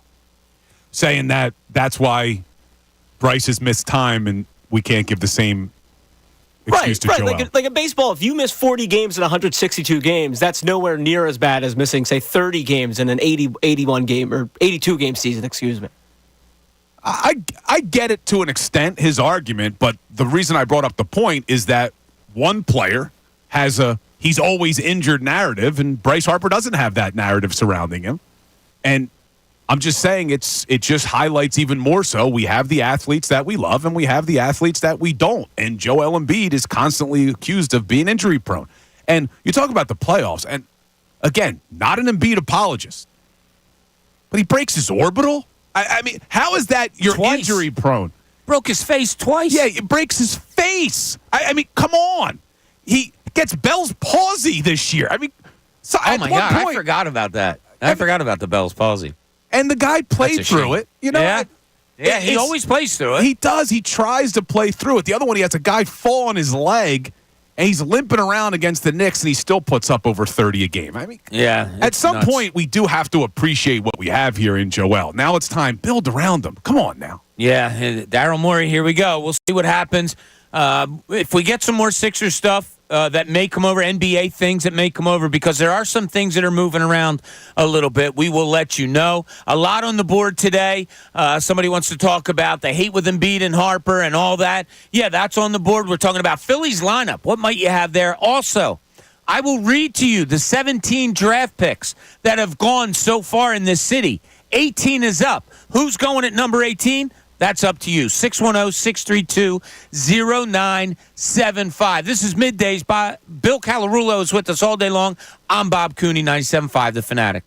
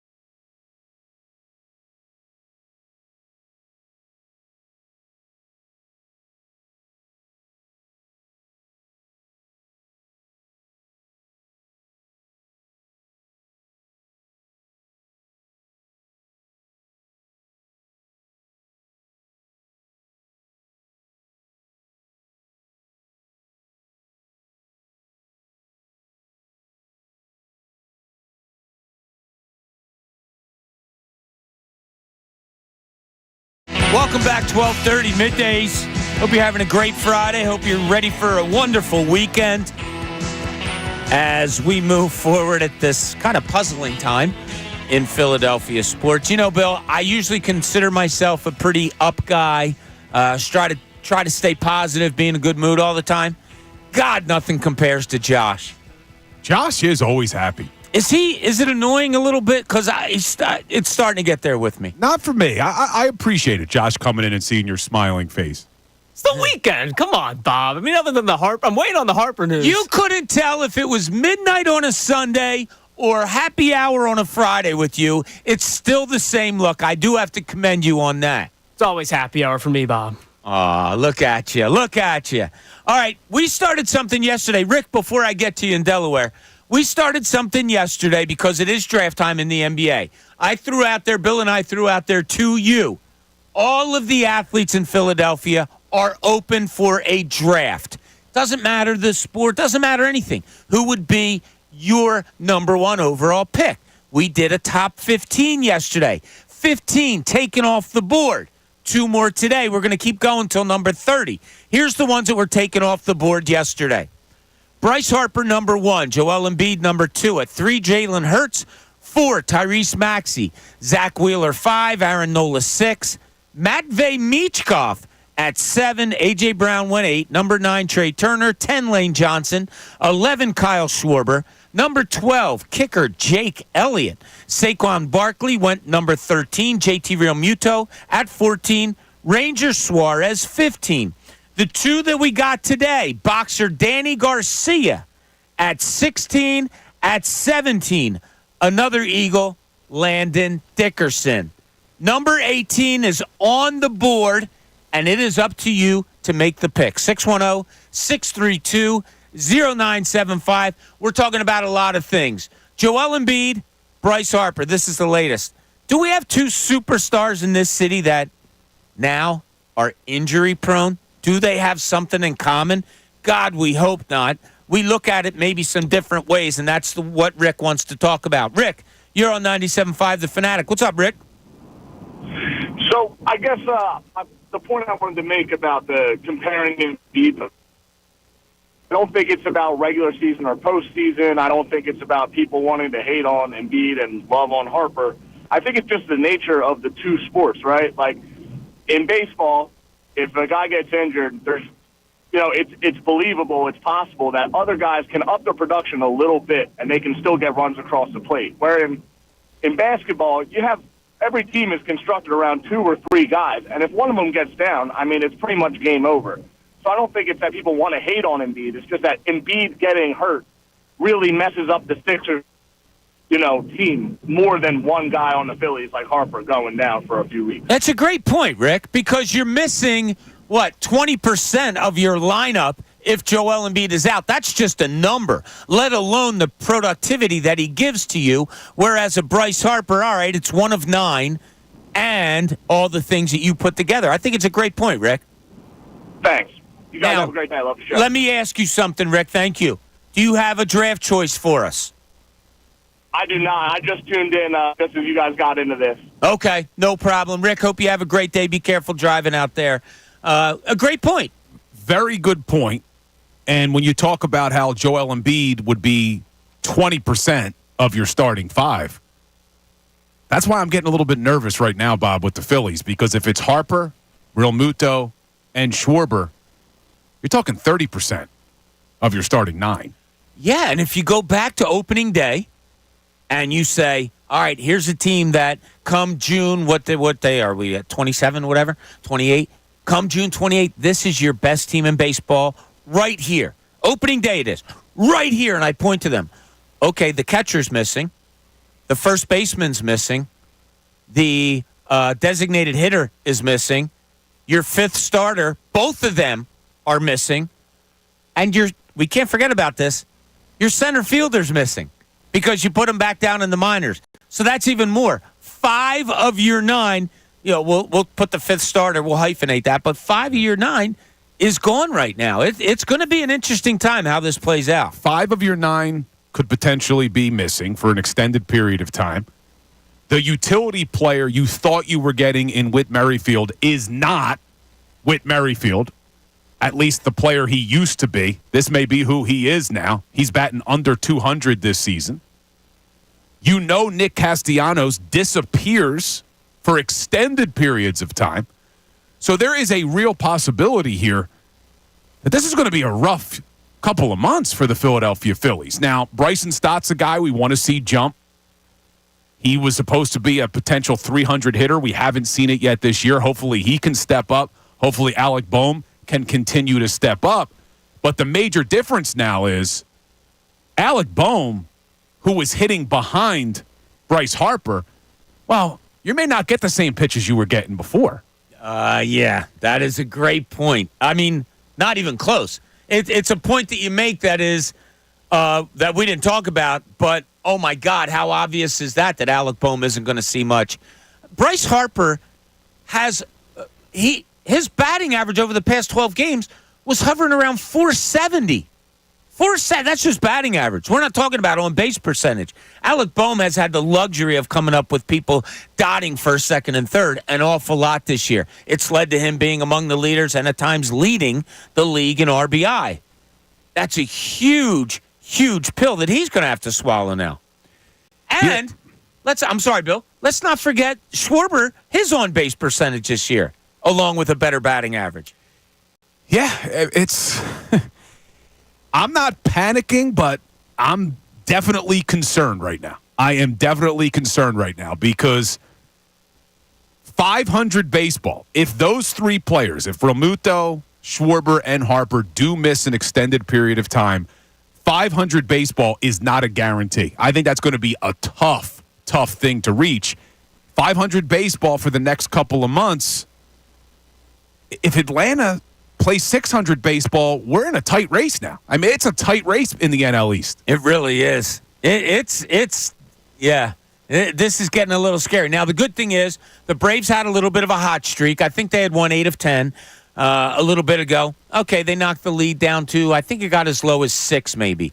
It's back up to 8. They've gone, they had a game the other night. I don't know if I was with the two of you or not, but they had a game the other night where they got their last hit in the second inning, third inning, I think it was. First batter got hit in the third inning. Next 3 guys went down. 4th, 5th, 6th, 7th, 8th innings, all those innings, they went 1, 2, 3. Last night, they get just 3 hits, and they get no runs. So maybe they're slumping a little bit. We'll see how that's starting to play out. So many things going on here. I'm going to bring up some names for you guys that when I give them to you, when I give them to you, I want to see if it's a settle for the Sixers, if you're excited for the Sixers, or just plain bad. We'll get into that also. Don't forget Paul Hudrick from Liberty Ballers. He's going to join us at 1 o'clock to give his thoughts on the happenings and non-happenings that have been going on with the Philadelphia 76ers. Also, when you do call and talk about all these things, we need your draft choice because number 18 is on the board. Terrell in Philly, you're on 97.5 The Fanatic. Terrell, what's going on? Hey, how you doing today? Doing great. How about you? I'm all right. So, before I get my choice, I think Joel Embiid gets unfair criticism about his injury. Bryce Harper is a very talented player. My bad, too. How you doing, Bill? I apologize. All good, man. Appreciate you calling. Big fan of you on the weekend. I just want to say that. Thank you, sir. All right, so Joel Embiid gets unfair criticism about his injury history.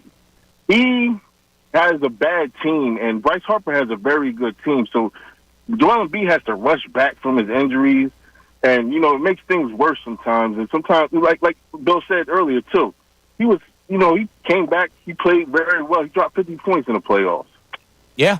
Bryce Harper is surrounded by very talented people, too, on his team. Like JT, like you said, JT Mulito is one of the best catchers we've ever seen. He has a very good pitching squad. I just feel like Bryce Harper has a lot more on his team, and Joel Embiid has the world on his shoulders. Tara, I think you make a great point about the rushing back from injury. Hopefully that's not it. Full medical team. He's got to be honest about how he's feeling. Hopefully that hasn't been the case with Embiid. Maybe it's more of we rush back in our minds because they need him so badly. Yeah, he dropped 70 points and then came back like literally a couple of days later got hurt. Right. And remember that Denver game? They wanted him to play. Yep. He said, "No, I wasn't playing." Then we forced him to play the next. Golden State, I just right. felt like, this is unfair. My two players. I'm struggling between two players. Can I give you two names instead of one? Sure, you can give us two names instead of one. We got to get to 30. You're on 18 and 19. What do you got? I feel like I'm struggling because I feel like they're both equally talented. Mailata, I'm going to say Devontae Smith and Mailata. I cannot believe Devontae Smith went this late at number 18 and Jordan Mailata at number 19. Terrell, you know how much we always like your calls. Mailata is very good at left tackle. I think he's one of the most underrated left tackles in the league. Like, what he does over there on that side, like the fact that he has Lane Johnson on the other side and Kelsey in the middle, I think that gets overshadowed. I love it. Terrell, thanks so much. Hope you have a great weekend, buddy. Appreciate it. Good points. Yep. Good points there on both of them. Before we get to break, let me go to Mark real quick because I think we're going to disagree on something here. Mark, you're on 97.5 The Fanatic. What's going on? Yeah, I'm here.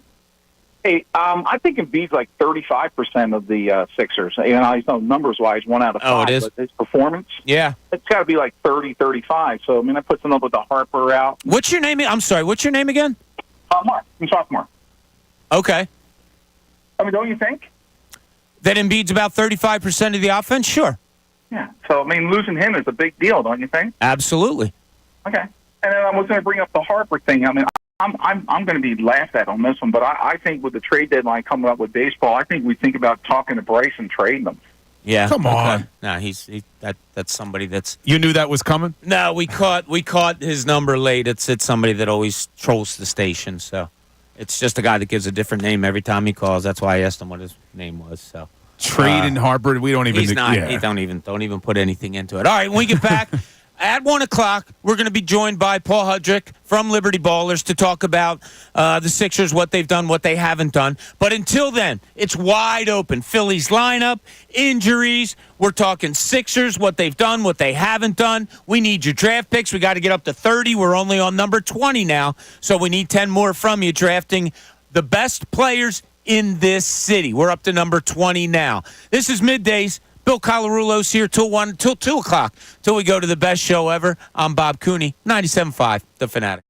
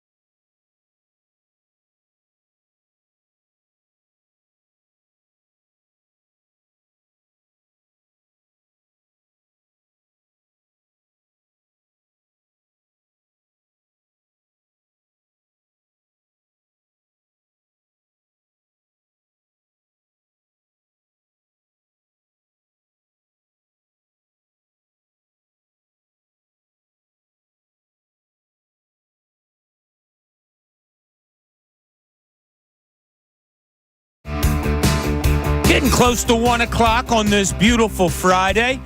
Hope you're having a great one as we're talking about so many different things today. Comparison, like you kind of get nervous. Bryce Harper, Joel Embiid, two superstars in this city. Are they both injury prone? Ugh, hate to hear that. We haven't gotten an update yet on the hamstring of Bryce Harper or the groin of Kyle Schwarber. I don't know if they'll wait till now. Bob Thompson usually meets with reporters in the dugout like 3 hours before the game, maybe even a little more, 3.5 hours before the game.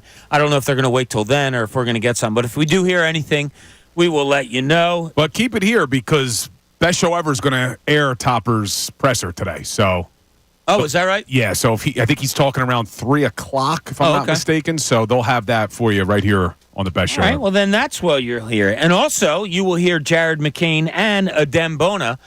The 76ers 2 draft picks will be on the Best Show Ever today. Reminder, Paul Hudrick will be on with us at 1 o'clock. He was down at the press conference and has been following the Sixers all along this exciting time, different time. It's a time, we'll call it that. Dante in the Northeast, you're on 97.5 The Fanatic. What's up, Dante? What's up, Bobby? How you doing, brother? Haven't heard from you in a while. I tried to reach out to you, but you never answered my call. Nah, brother. It's been a busy year so far since January, brother. All right, well, that's good. I hope everything's good with you, Dante. Can't complain, brother. Attaboy. I think we can easily compare injury-prone between Embiid and Harper. You know, if you want to sit there and compare rosters and teams when, hands down, Joel Embiid has been surrounded by more talent than what Bryce Harper has his entire tenure here. But one thing you can compare is the fact that when it comes to playoff success, Bryce Harper has it. He's more of a leader to their respective team, and Bryce Harper performs in the playoffs when his name is called. That's the major difference between the two, and that I think that's all it is. All right, two things here. One, the surrounded by talent. I think Harper's been pretty spoiled here as far as talent with the Phillies, no? He has, but if we're going to go player for player with their respective sport, Joel Embiid has been surrounded by more talent than what Bryce Harper has. If we pull away Schwarber, Cassidy, Turner, and JT, who else has he been surrounded with? You can't just name. You can't name 4 players. Yeah. No, but let's look at who has Embiid been surrounded. Well, let's go. You also have to go Wheeler, Nola, Suarez. I mean, there's a pretty good group there, right? I would say Suarez is a homegrown talent, and so is Nola. But Nola was here before Bryce got here. Yeah. But if we're gonna go to the talent that Embiid has had, remember he's gotten James Harden, he's gotten Jimmy Butler, we've gotten him JJ, we've gotten him. Did I say Jimmy Butler? Yeah. Yeah. There's been a lot of people that we've labeled out a lot who's been surrounded.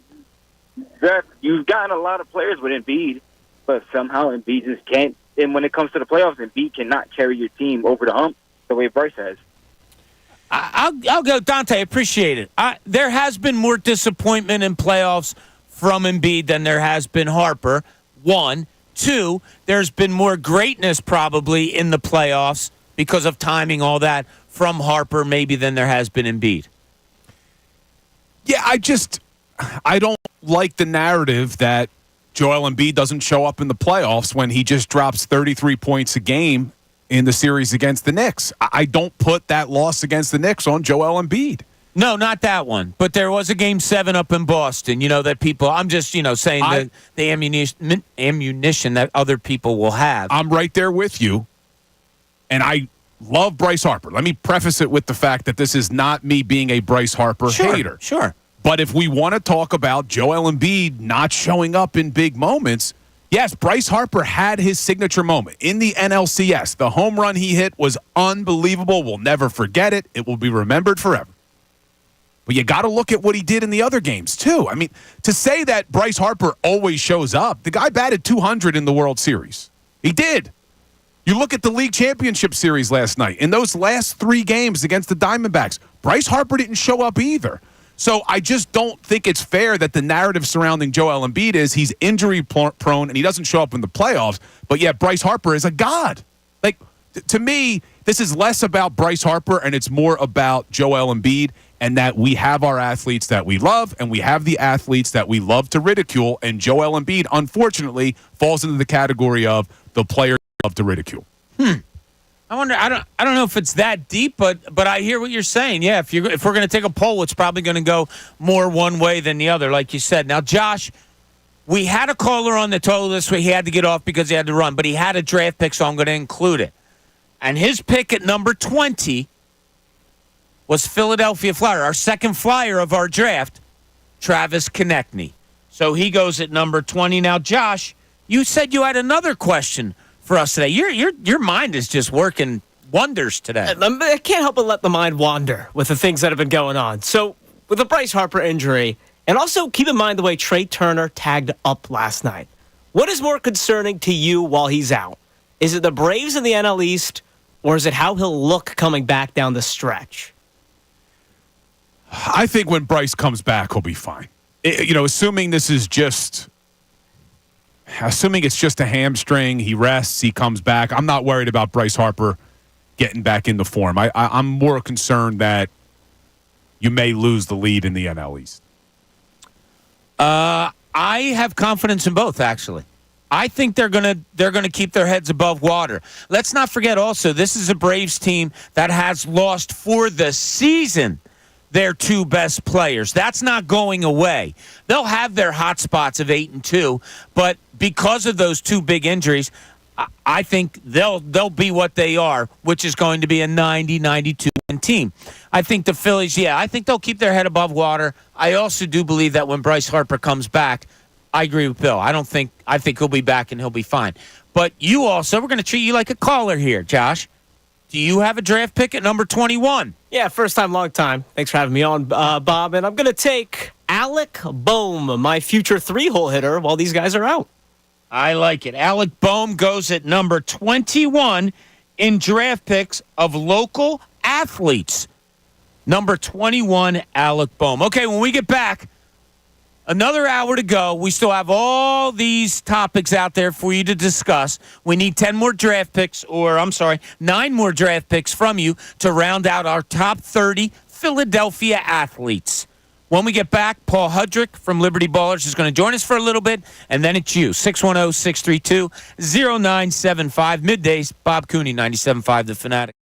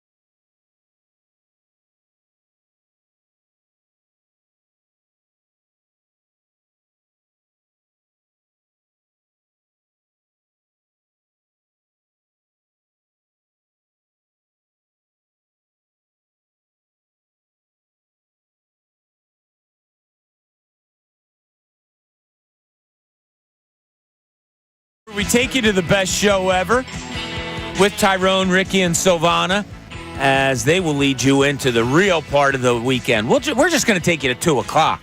Maybe we'll happy hour for a couple hours before you join us at 6 o'clock. But I hope you're having a great day. I hope you have a great weekend planned. We're talking about a lot of things here today with Bill Colarulo.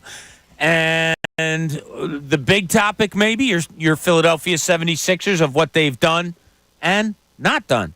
And joining us to talk a little bit more about it from Liberty Ballers, Paul Hudrick joins us on the Comcast Business Hotline. Paul, how you doing today, buddy? Doing great, Bob. How are you? Doing great. I got one name for you, and I want your reaction. Ready? Yes. Berkeley Catton. What was the name? Berkeley Catton.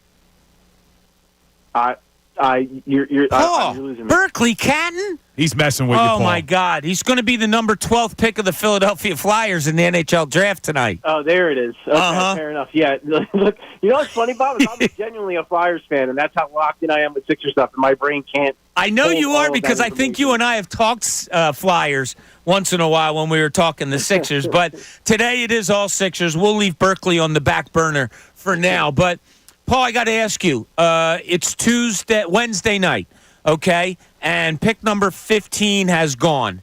And it comes to the Philadelphia 76ers.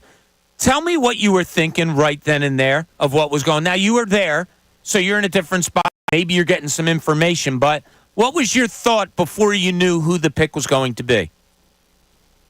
Well, there was really no buzz around a trade. It didn't feel like that really at any point, honestly. There was really no buzz around that. And then when you looked at the way the board fell, when you had Dalton Knecht from Tennessee there, when you had Jared McKay from Duke, that's two guys that I had pretty high on my list of players that would make sense for the Sixers.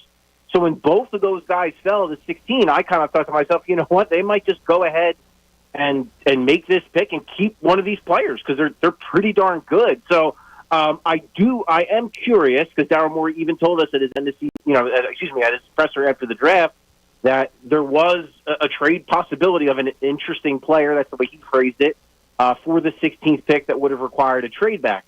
I am curious that if Knecht and McCain were not on the board, would they have maybe been more open to a trade? I think that's possible. I think when Daryl Morey says that Jared McCain to them presented more value than a trade of any kind, I believe that. McCain's a really good player, and I think, I don't think they could have gone wrong, if I'm being honest, between Knecht or McCain. I think both are going to be really good NBA players.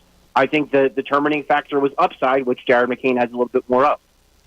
Now, Paul, McCain, obviously a very good shooter in college, but surprisingly heard him say today he tries to model his defensive game of Fred VanVleet. Do you think he could grow into that type of defender in the NBA?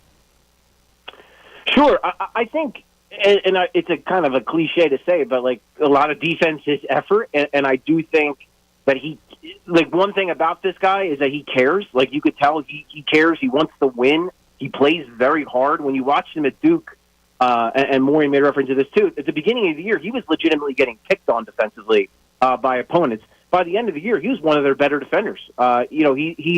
He's a learner. He's a worker. So he's not a guy that I would, there are physical limitations. I mean, he's 6'2".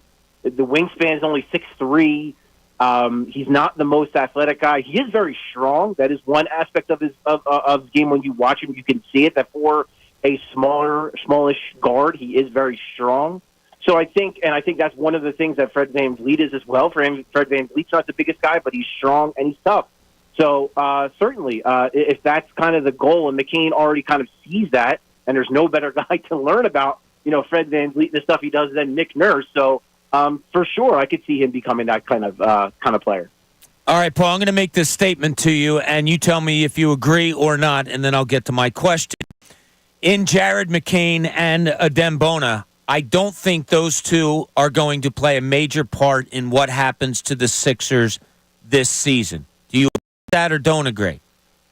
I would agree. Okay, so that comes to the question, do you think Daryl Morey's game plan, whatever it may have been before the draft started, is still in place? I believe so. Now, look, I think and I think I've discussed this a lot, but there's not a there is a plan A, but I also think there is a plan B through Z for this free agency period, and that's what happens when you have basically two players that are going to be on the roster in Joel Embiid and Tyrese Maxey, and then basically 13 question marks. So I think that to have some of the maybe other options going off the board. Yeah, I mean, OG Anunoby was clearly a guy that maybe they thought about. I'm sure guys like LeBron James and Donovan Mitchell they were keeping their eye on to see what would go on there, and those guys seem pretty clearly like they're going back. Same with Jimmy Butler. But you look around the landscape, Paul George.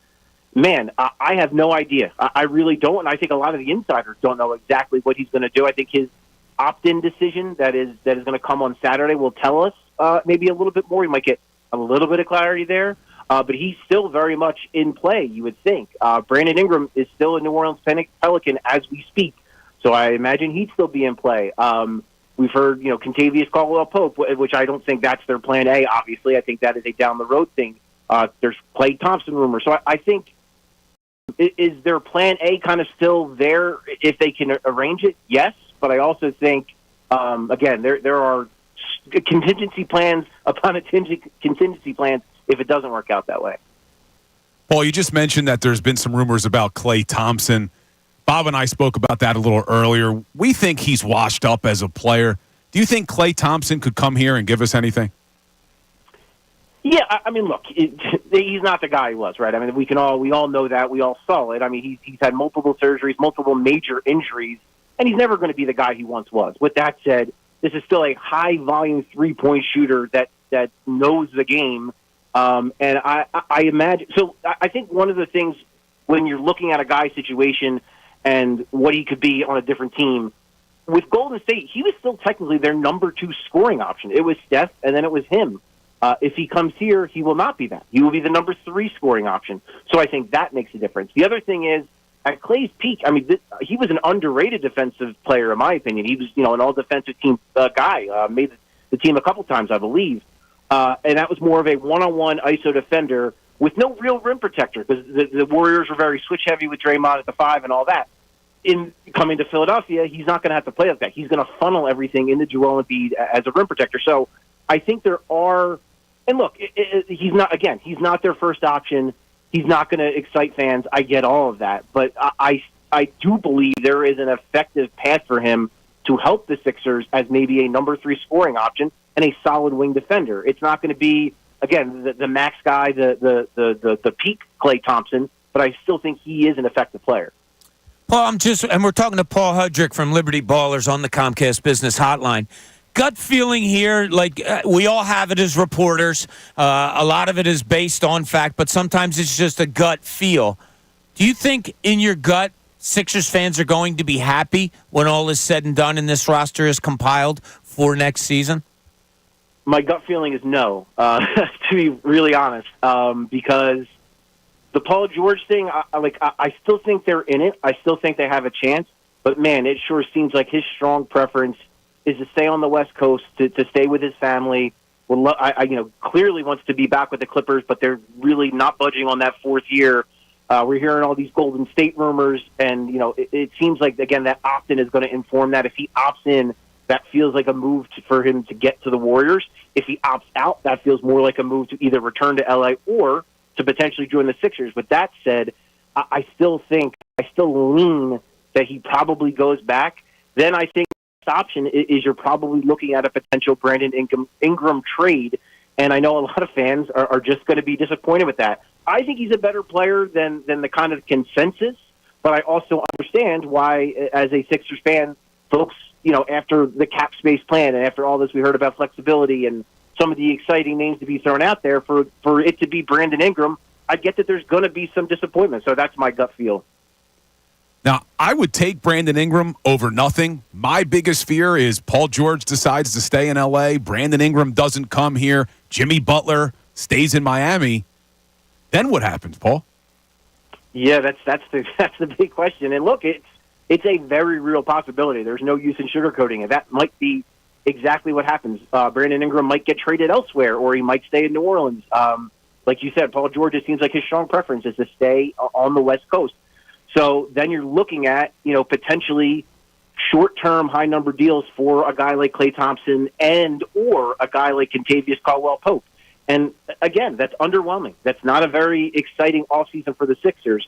But I will say that's still two proven two-way wings that have won multiple championships in the for Western Conference teams. So it's not like there's nothing to sneeze at there. Those are two pretty good players, and you're putting them with a former MVP and an ascending, all-star player who was a borderline all-NBA player. So does it make you better than the Celtics? Of course not. Does it put you on par with the Knicks? Probably not.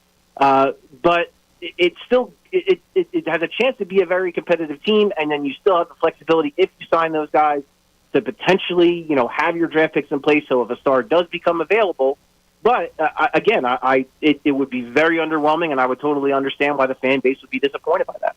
Paul, we've mentioned a lot of names. You've mentioned a lot of names since we've had you for the 10 minutes or so. Is there one name? Because I used to always have this, let's not forget about that guy. Is there one name that you have in your head that might not be one of the bigger names, but that you've kept an eye on, this is a guy I wonder that they might go after? And maybe it's somebody that they've already had. But do you have anybody like that in your head?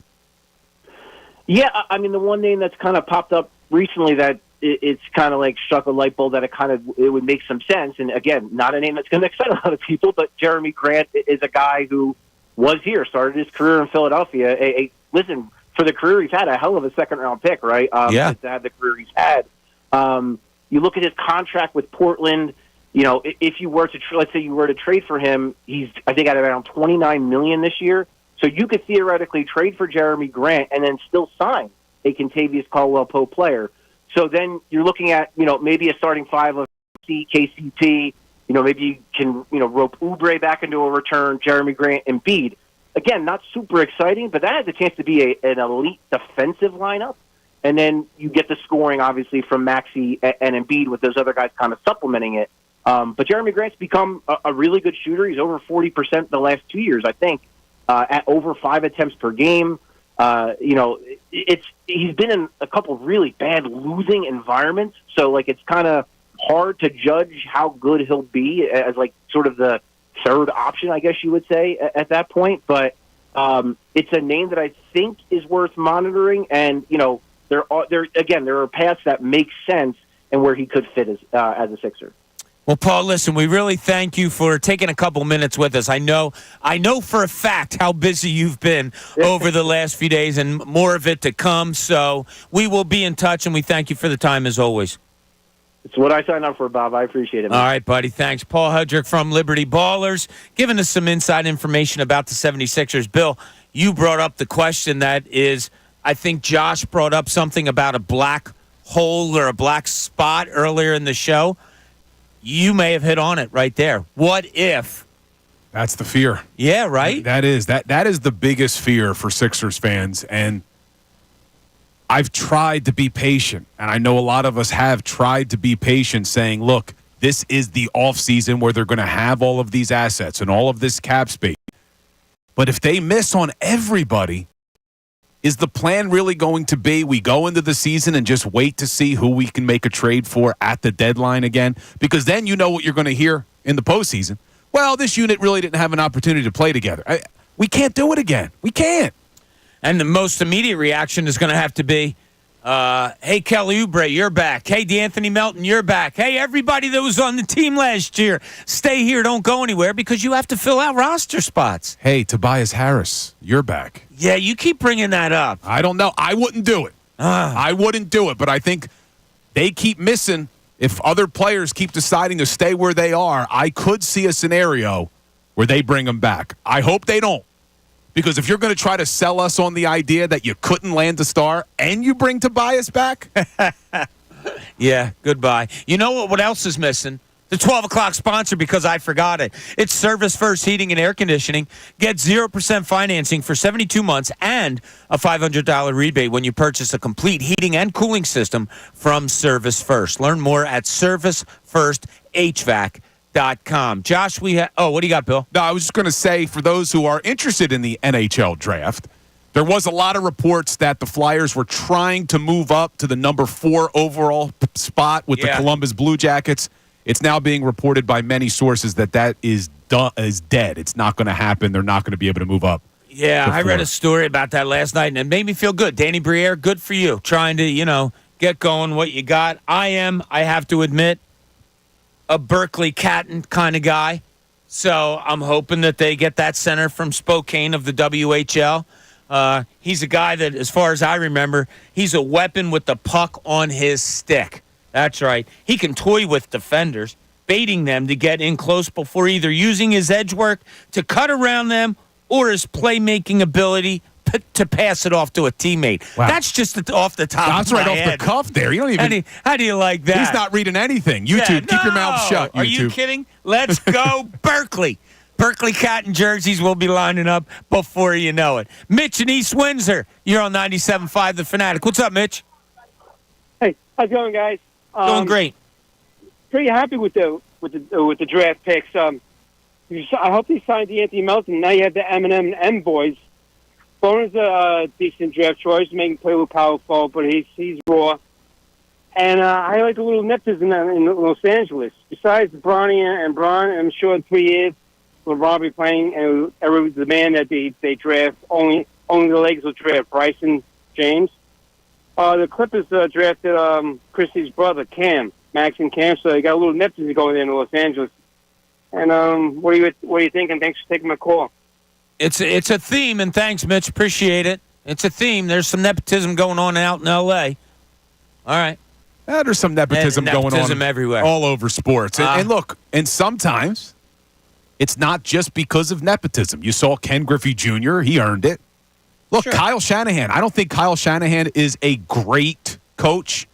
I don't think he will ever win the big one. I hope he doesn't, unless somehow he ends up in Philadelphia, which is highly unlikely. But look, his dad was Mike Shanahan. That's correct. Rex Ryan. His dad was Buddy Ryan. I mean, it happens, especially in professional sports, but it just was the way it happened, the way it's being reported. He's going to go to Australia. That rubs people the wrong way. Yeah, it does. The fact that they reached out, I wish for the best for the kid, because there has been, the cardiac arrest. My God, you don't wish that on anybody that young, especially. And, the things you have to deal with being LeBron's kid. I understand all the richness and the glory and all of that stuff. But at the end of the day, from what it sounds like, Bronny James wants to be his own man. And I hope he gets a chance to do that. I root for every kid. When you're the son of one of the greatest basketball players of all time, you have two options. You either go play with him or you date one of his teammates' former wives in Larissa Pippen. Wow. Wow. Talk about black holes that we decided to go down today. All right, we had Ricky Metallico come in here on the last break, along with Tyrone, which we always do talk about stuff off air. But Ricky said, did you guys come up with a lineup yet? We have not. We have not come up with a definitive Phillies lineup that they're going to have to put out there now that you are minus Bryce Harper, you are minus Kyle Schwarber, you are minus JT Realmuto. We're going to have to – you're also minus Johan Rojas, but that's from a couple weeks ago, so we can deal with that. But what do you have on that? We need a lineup for these Phillies. Give us a call. Let us know. 610-632-0975. We'll decide on one there. Also, we have 8 more draft picks that we have to get out there from the Philadelphia area. Number 22 is on the clock. 610-632-0975. Give us a call. If not, you can – text in at that same number, 610-632-0975. Also, I got to tell you that the 1 o'clock hour, it's brought to you by Ferguson HVAC Lyon Conklin.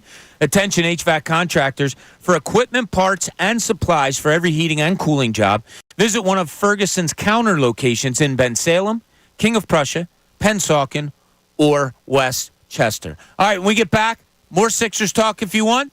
Phillies, we need a lineup because we have to help Rob Thompson. He's got a lot on his plate, so I think it's up to us to come up with a lineup, and we need your draft choice before we get out of here at 2 o'clock. 610-632-0975. This is Middays. Bob Cooney, 97.5 The Fanatic.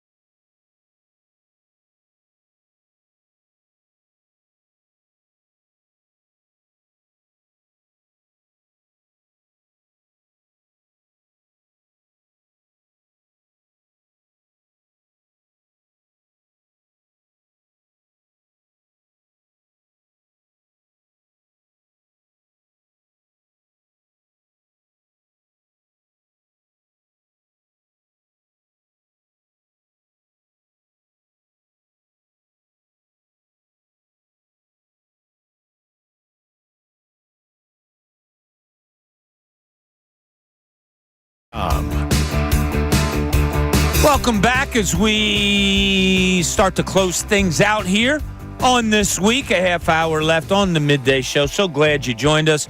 Just looking on Twitter here.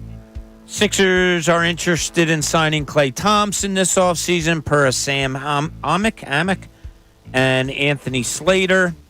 The quote here, there remains no official contract offer and little contact between Thompson and the Warriors, league sources said, as the potential end of his 13-year run with the franchise becomes more plausible.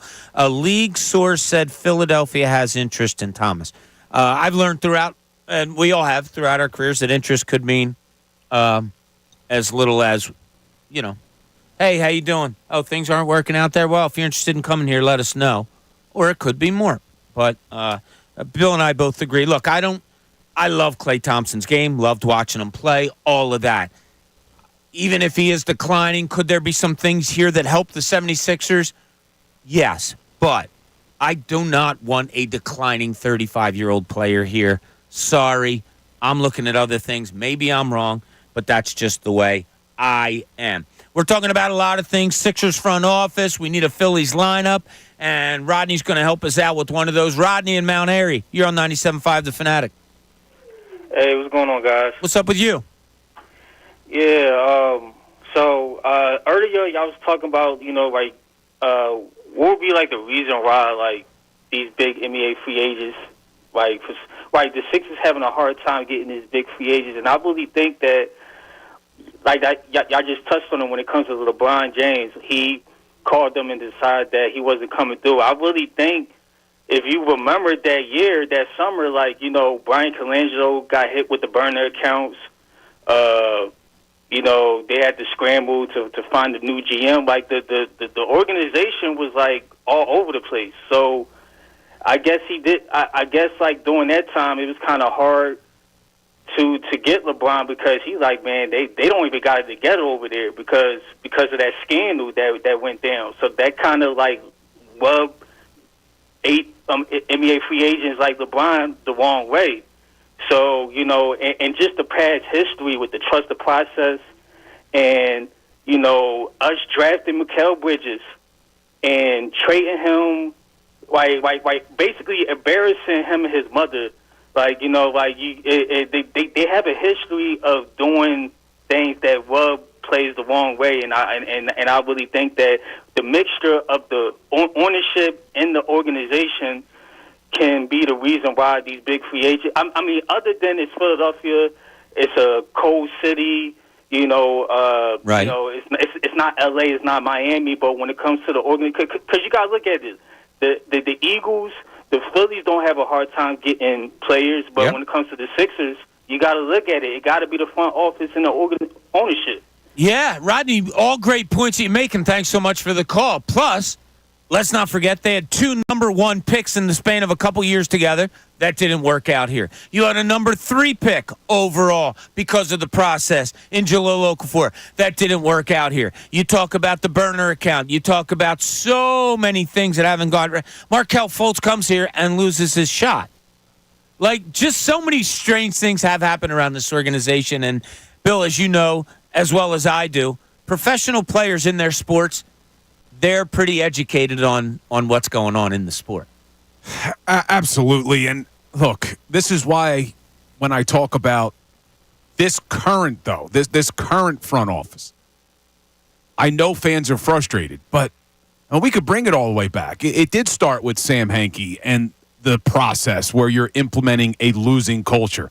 Then it carries over to Brian Colangelo with that burner account. I mean, you could do an entire 30 for 30 documentary, probably a 10-part series on what's happened with the Sixers organization over the last 10 to 15 years. But all of that frustration is being directed towards Daryl Morey. And I will be frustrated if this time next month we're sitting here saying, wow, what's different about this team this year? They didn't get the big star. They didn't get anybody that upgrades this roster. Then I'll be frustrated. I just don't think it should be directed right now. But to his point about why free agents don't want to come here, yeah, maybe there's still that stigma around this franchise, and they're going to have to do something to change it. Yeah. Winning will help. Winning helps an awful lot, doesn't it? Larry in Angler, you're on 97.5 The Fanatic. What's up, Larry? Good afternoon, guys. Great show today. Thank you, buddy. So I was thinking a lot, and I think Bill made a really, really good point about the lineup and Bone and how pitching is going to change towards him. So my proposal is put Bryson Stott at the leadoff spot. He's started a few games at leadoff, and he's had a modicum of success there. Let's not forget how well this guy hits with 2 strikes. Okay. Then you keep Trey Turner in the number 2 spot, and then you put Bohm in the 3rd spot. And the reason you do that is Trey's been hitting over 300 this year. They're not going to be able to pitch around him to get the Bohm and vice versa. I think if you put Bohm at 3rd and keep Trey at 2nd, you kind of protect Bohm a little bit, and you can keep the RBI machine going. Okay. Then let's put Castellanos in the cleanup. The guy's got pop throughout his career. He can run into one now and then. Maybe he goes on a little bit of a streak. He just got off a streak where he hit, 8 games in a row? Put the guy in cleanup. Let's see what he can do. I'm putting Whit Merrifield at DH, and I'm saying, Whit, we signed you. We brought you here. You've been an excellent hitter in the past. It's time to put up or shut up. So now you've got, say, 5 positions taken care of. 6, 7, 8, 9. I believe Cody Clemens and Weston Wilson are going to come up if both of these guys have to go on the IL. Plug and play. You got whatever catcher's playing that day at 9th. At 8th, you've got maybe Marsh in left field or Dahl in left field. And then your 7th and 6th, you're going to probably just jockey between Edmundo Sosa and who's ever playing the outfield that day. Okay, the only thing that I wonder if the Phillies would do, and what you said was this, Larry. In Stott, fine. Turner, Bohm, Castellanos, Merrifield. That's 4 straight right-handed hitters. All right. Well, I know me and you might not have a problem with it, but you know the way Rob Thompson goes, right? Yeah, he holds both hands up in the mirror and throws whichever one up and says, this one's going with today. Yeah, so I'm glad you grabbed. Do you have I don't know if you've heard our draft picks. Do you have a draft pick? I'll be honest with you, buddy, I haven't heard the first 18, but has anybody mentioned Charles Barkley? Well, we're going with current, and thanks for the call. We're going with current Philly athletes. We're up to 22. So there's a lot that have been on the board. We're going to try to get to 30, but it is the weekend. A lot of people going down the shore, all that stuff, so we might not get to there. But I don't think Rob Thompson would allow – I love what Larry said, and he put a lot of thought into it. I don't think Rob Thompson's going to allow himself to go 4 straight right-handed hitters. History would tell us otherwise. He doesn't necessarily like to, but hey, desperate times call for desperate measures. They may not have other options right now. But I agree. I think he'll try to keep the righty-lefty going. But I liked where his head was at, trying to protect Bohm. It's going to be tough. Look, we got to see 325 on the best show ever is when Topper is going to be discussing, hopefully, what's going on with these injuries. So you're definitely going to want to keep it here because that'll dictate. Look, if Harper's only out a couple of weeks, not a big deal. Yeah. If Schwarber, it was just precautionary yesterday, not a big deal. But we're going to find out in a couple hours. Yeah, we'll see what happens. Bill in Springfield, you're on 97.5 The Fanatic. What's up, Bill? Hey, Bob. Hey, first of all, I've been following you since you came on the station, and really happy to see you guys on the midday show, and you guys are doing a great job. Oh, thanks, buddy. Appreciate it. Yeah, no. So I just wanted to mention, so Bill has mentioned, if a month from now, right, still nothing has happened with the Sixers, right? I still feel like Daryl Morey, to some extent, is hamstrung, right? Like there's not a lot out there to be done. So it's I don't even know if we can evaluate him after what he does now in this offseason, with it being his first real offseason. What do you think about that? You make a good point, Bill, in that he is waiting on the decision of others in order for him to be able to make a decision on them, right? Right. So, I can't blame, even if they don't come out and have a team that rivals the Celtics, which is highly unlikely, I still don't feel like we're in a great situation just given the circumstance. Yeah, Bill, I agree with you to an extent, and I know I'm the one who's kind of been saying that the frustration directed towards Morey is misplaced. But I need him to be creative this offseason. I know what you're saying, that maybe the player isn't there. Maybe there's not the free agents there. He's got to do something. He has to be creative. We were told that we were getting set up for this offseason. They unloaded the players that they unloaded to make cap space and to get the draft capital for this offseason. I don't think that they can afford to go into this year once again saying, well, we're going to punt and we're going to look forward to 2025, 2026. You just can't do it. You got to win now. I know. I worry that just we're in a position where we're going to have to punt, and there's nothing he can do. Yeah. It sucks. Yeah, it does. Bill, listen, thanks for the kind words. Hope you have a great weekend. Thanks for the call. Much appreciated. Good call. A great call by Bill. Yeah. I understand where he's coming from, and maybe this is unfair to say. Morey's got to do something, though. He has to be creative. He has to do something. This is just the reality of where you are in Joel Embiid's career, where you are with Tyrese Maxey ascending as a star. You got to do something. We were told when Morey came here, and look, I've been sticking up for Morey up until this point, saying give him a chance, give him a chance. But when he came here, he has that reputation. Oh, he's a genius. He's a great basketball mind.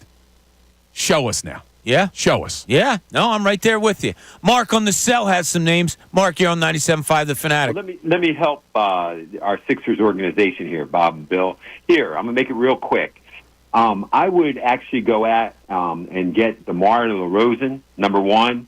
I think he would fit in again, and I know he shoots in the same squares and same space on the court as Embiid, but I think they could work it out, and he's a great closer. So that would be one guy. I would then go and get Brandon Ingram, so I'd have two longer guys. And then I'd go surround shooters, like everyone's sitting out there. Go get Luke Kennard. Go get guys who can shoot the three. And then, ask Nurse to put it together. So, in this case, that way we have a team that can compete with bigger wings.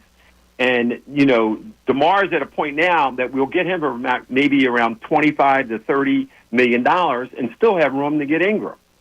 And so that's my view. I've been thinking about it. I've been looking at the people here and listening to you guys, and you're both great. But we need to look at DeMar and stop worrying about bringing George across the country. He's not coming. So yeah, DeMar DeRozan, look, the name interests me.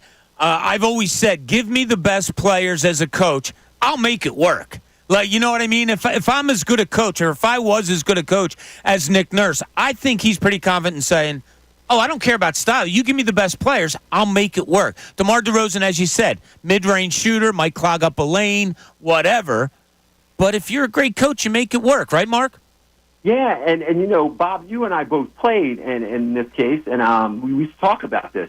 DeMar on the floor with these guys, he would figure out a way to score with Embiid. And Embiid would figure out also, and I'm going to say this, he's maturing too.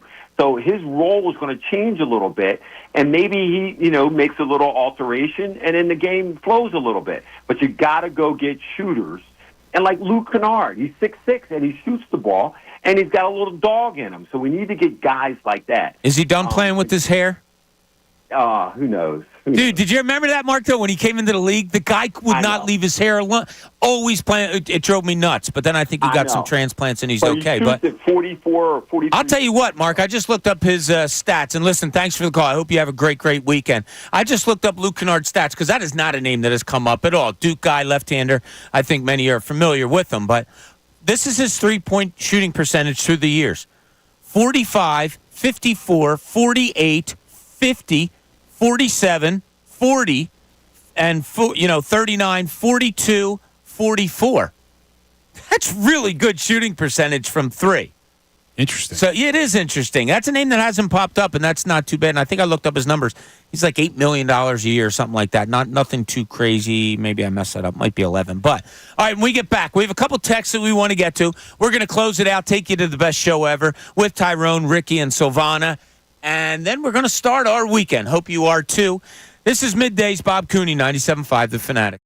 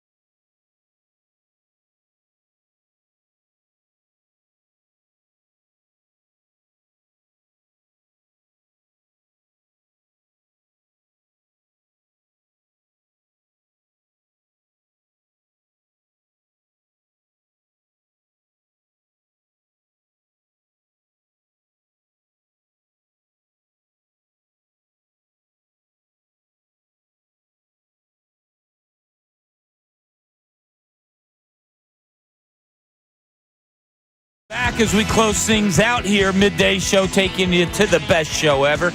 My sister is teasing me, Bill, for the last couple of days, sending me pictures. My brother-in-law went out yesterday, caught a half a bushel of crabs.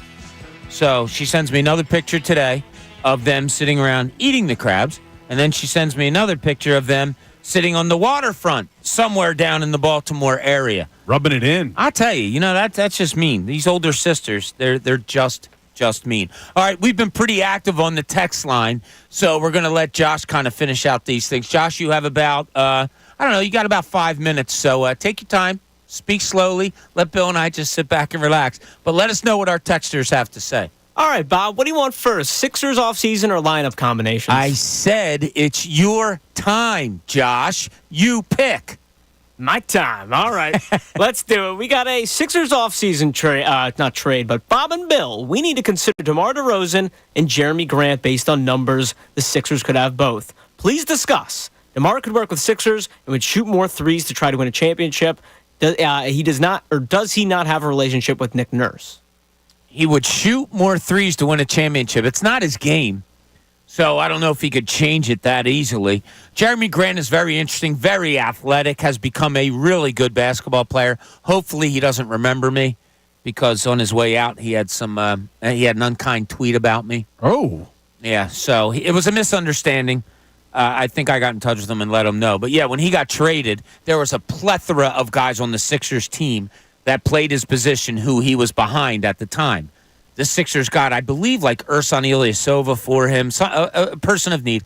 All I said something to the effect of, at least they got something for Jeremy Grant, meaning other teams knowing he was behind a lot of people. He took it that I meant he wasn't worth anything. I know I got word to him to say that's not what I meant. But I'll tell you what, we were talking about this during the break. DeMar DeRozan, as much as we talk about maybe his game doesn't fit all that well, if you have to fall back on something, Bill, I'll take a guy that's really good in the league that maybe you have to change your style a little bit for, as opposed to a guy that I hope can get better. Yeah, DeRozan wouldn't be my top choice, but again, you have to do something. So if we're getting desperate towards the end of this offseason and he's the only player you could get, he's certainly durable. I was looking at his numbers. He's played over 70 games the last 3 seasons in Chicago. Not too bad for a 34-year-old. Yeah, and he plays minutes. He does play a lot of minutes, averaged 38 minutes last year. The issue is the three-point shooting, as you mentioned earlier. He's only a career .296 three-point shooter, which isn't great. But, look, we're going to see what happens. We're throwing Bill out is frustrated. You can hear the frustration. I am, because I'm at this point, I'm talking myself into Brandon Ingram. I wanted Paul George. I just don't think it's going to happen. So, for me, I think the next best thing would be a Brandon Ingram player, and then let's see Daryl Morey work his magic, hopefully, and build around those top 3 players. All right, let's keep it on the Sixers then, Josh, if you got another one on them. Yeah, so this texter is already anticipating a Brandon Ingram move and says Sixers fans are going to complain when the Brandon Ingram trade comes through because the Sixers will have to overpay with picks since they don't have any players to trade. Probably. Now, something that Keith Pompey mentioned, Ingram's going to make $41 million if he gets traded. Is that a bit too high for you guys? It's awfully high. Yeah.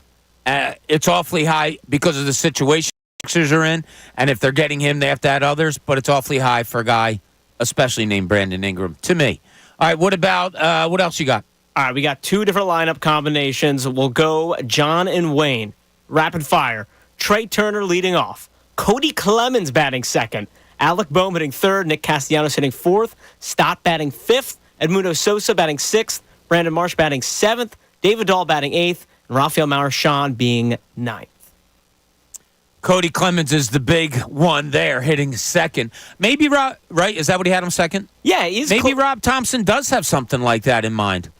I would flip Sosa and Clemens there, and then I'd have no problem with that. I'd rather have Sosa hit a little earlier in that lineup. Wait, who does he have in front of Boehm? So in front of it goes Turner, Clemens, Boehm. That's his 1, 2, 3. So right, left, right. Castellanos right. Castellanos Stott 4, left. Stott 5. Sosa 6. I believe Right. that'd be lefty. No, Sosa's a righty. What am I saying? I don't know what the hell you're saying. Marsh 7th, lefty. Yeah. Dahl 8, and then Marchand or whoever's catching. Yeah. Okay. Yeah, that could work. What else? He's got another. There's another lineup. Yeah, we got Colby in Central Pennsylvania. He says Stott leading off, Turner hitting second, and he specifically says Turner DHs. Alec Boehm hits third, Castellanos hitting fourth. That's 2 righties in a row. Sosa hitting fifth. That's 3 righties in a row. Marsh hitting sixth, Clement hitting seventh, Pache hitting eighth, Stubbs hitting ninth. Doesn't sound like the best team in baseball. The problem is, I was just going to say, all of these different lineup combinations that we're throwing around, it just goes to show that if Schwarber and Harper miss extended time, we got something to worry about. Yeah. Rob Thompson, have fun with it. We know how much you love making out lineups, and that's what you're going to have to do with this cast of characters. We'll find out today. Listen, Best Show Ever has a lot of information for you. They are going to have both of the 76ers draft picks on the air for you, so you get to know them a little bit better. Also, at 3, what time did you say, Bill? 20 or 30? 3. So Best Show Ever has the draft picks coming up, and then 3:25, Rob Thompson. 3:25, Rob Thompson. You get an update on injuries. So stay tuned for that. We want to thank you for being with us all day long. Bill, thank you. Josh, you're the man. Keep staying positive, buddy, because that's who you are. I'm Bob Cooney. Thanks for joining us. Stay tuned. Best Show Ever.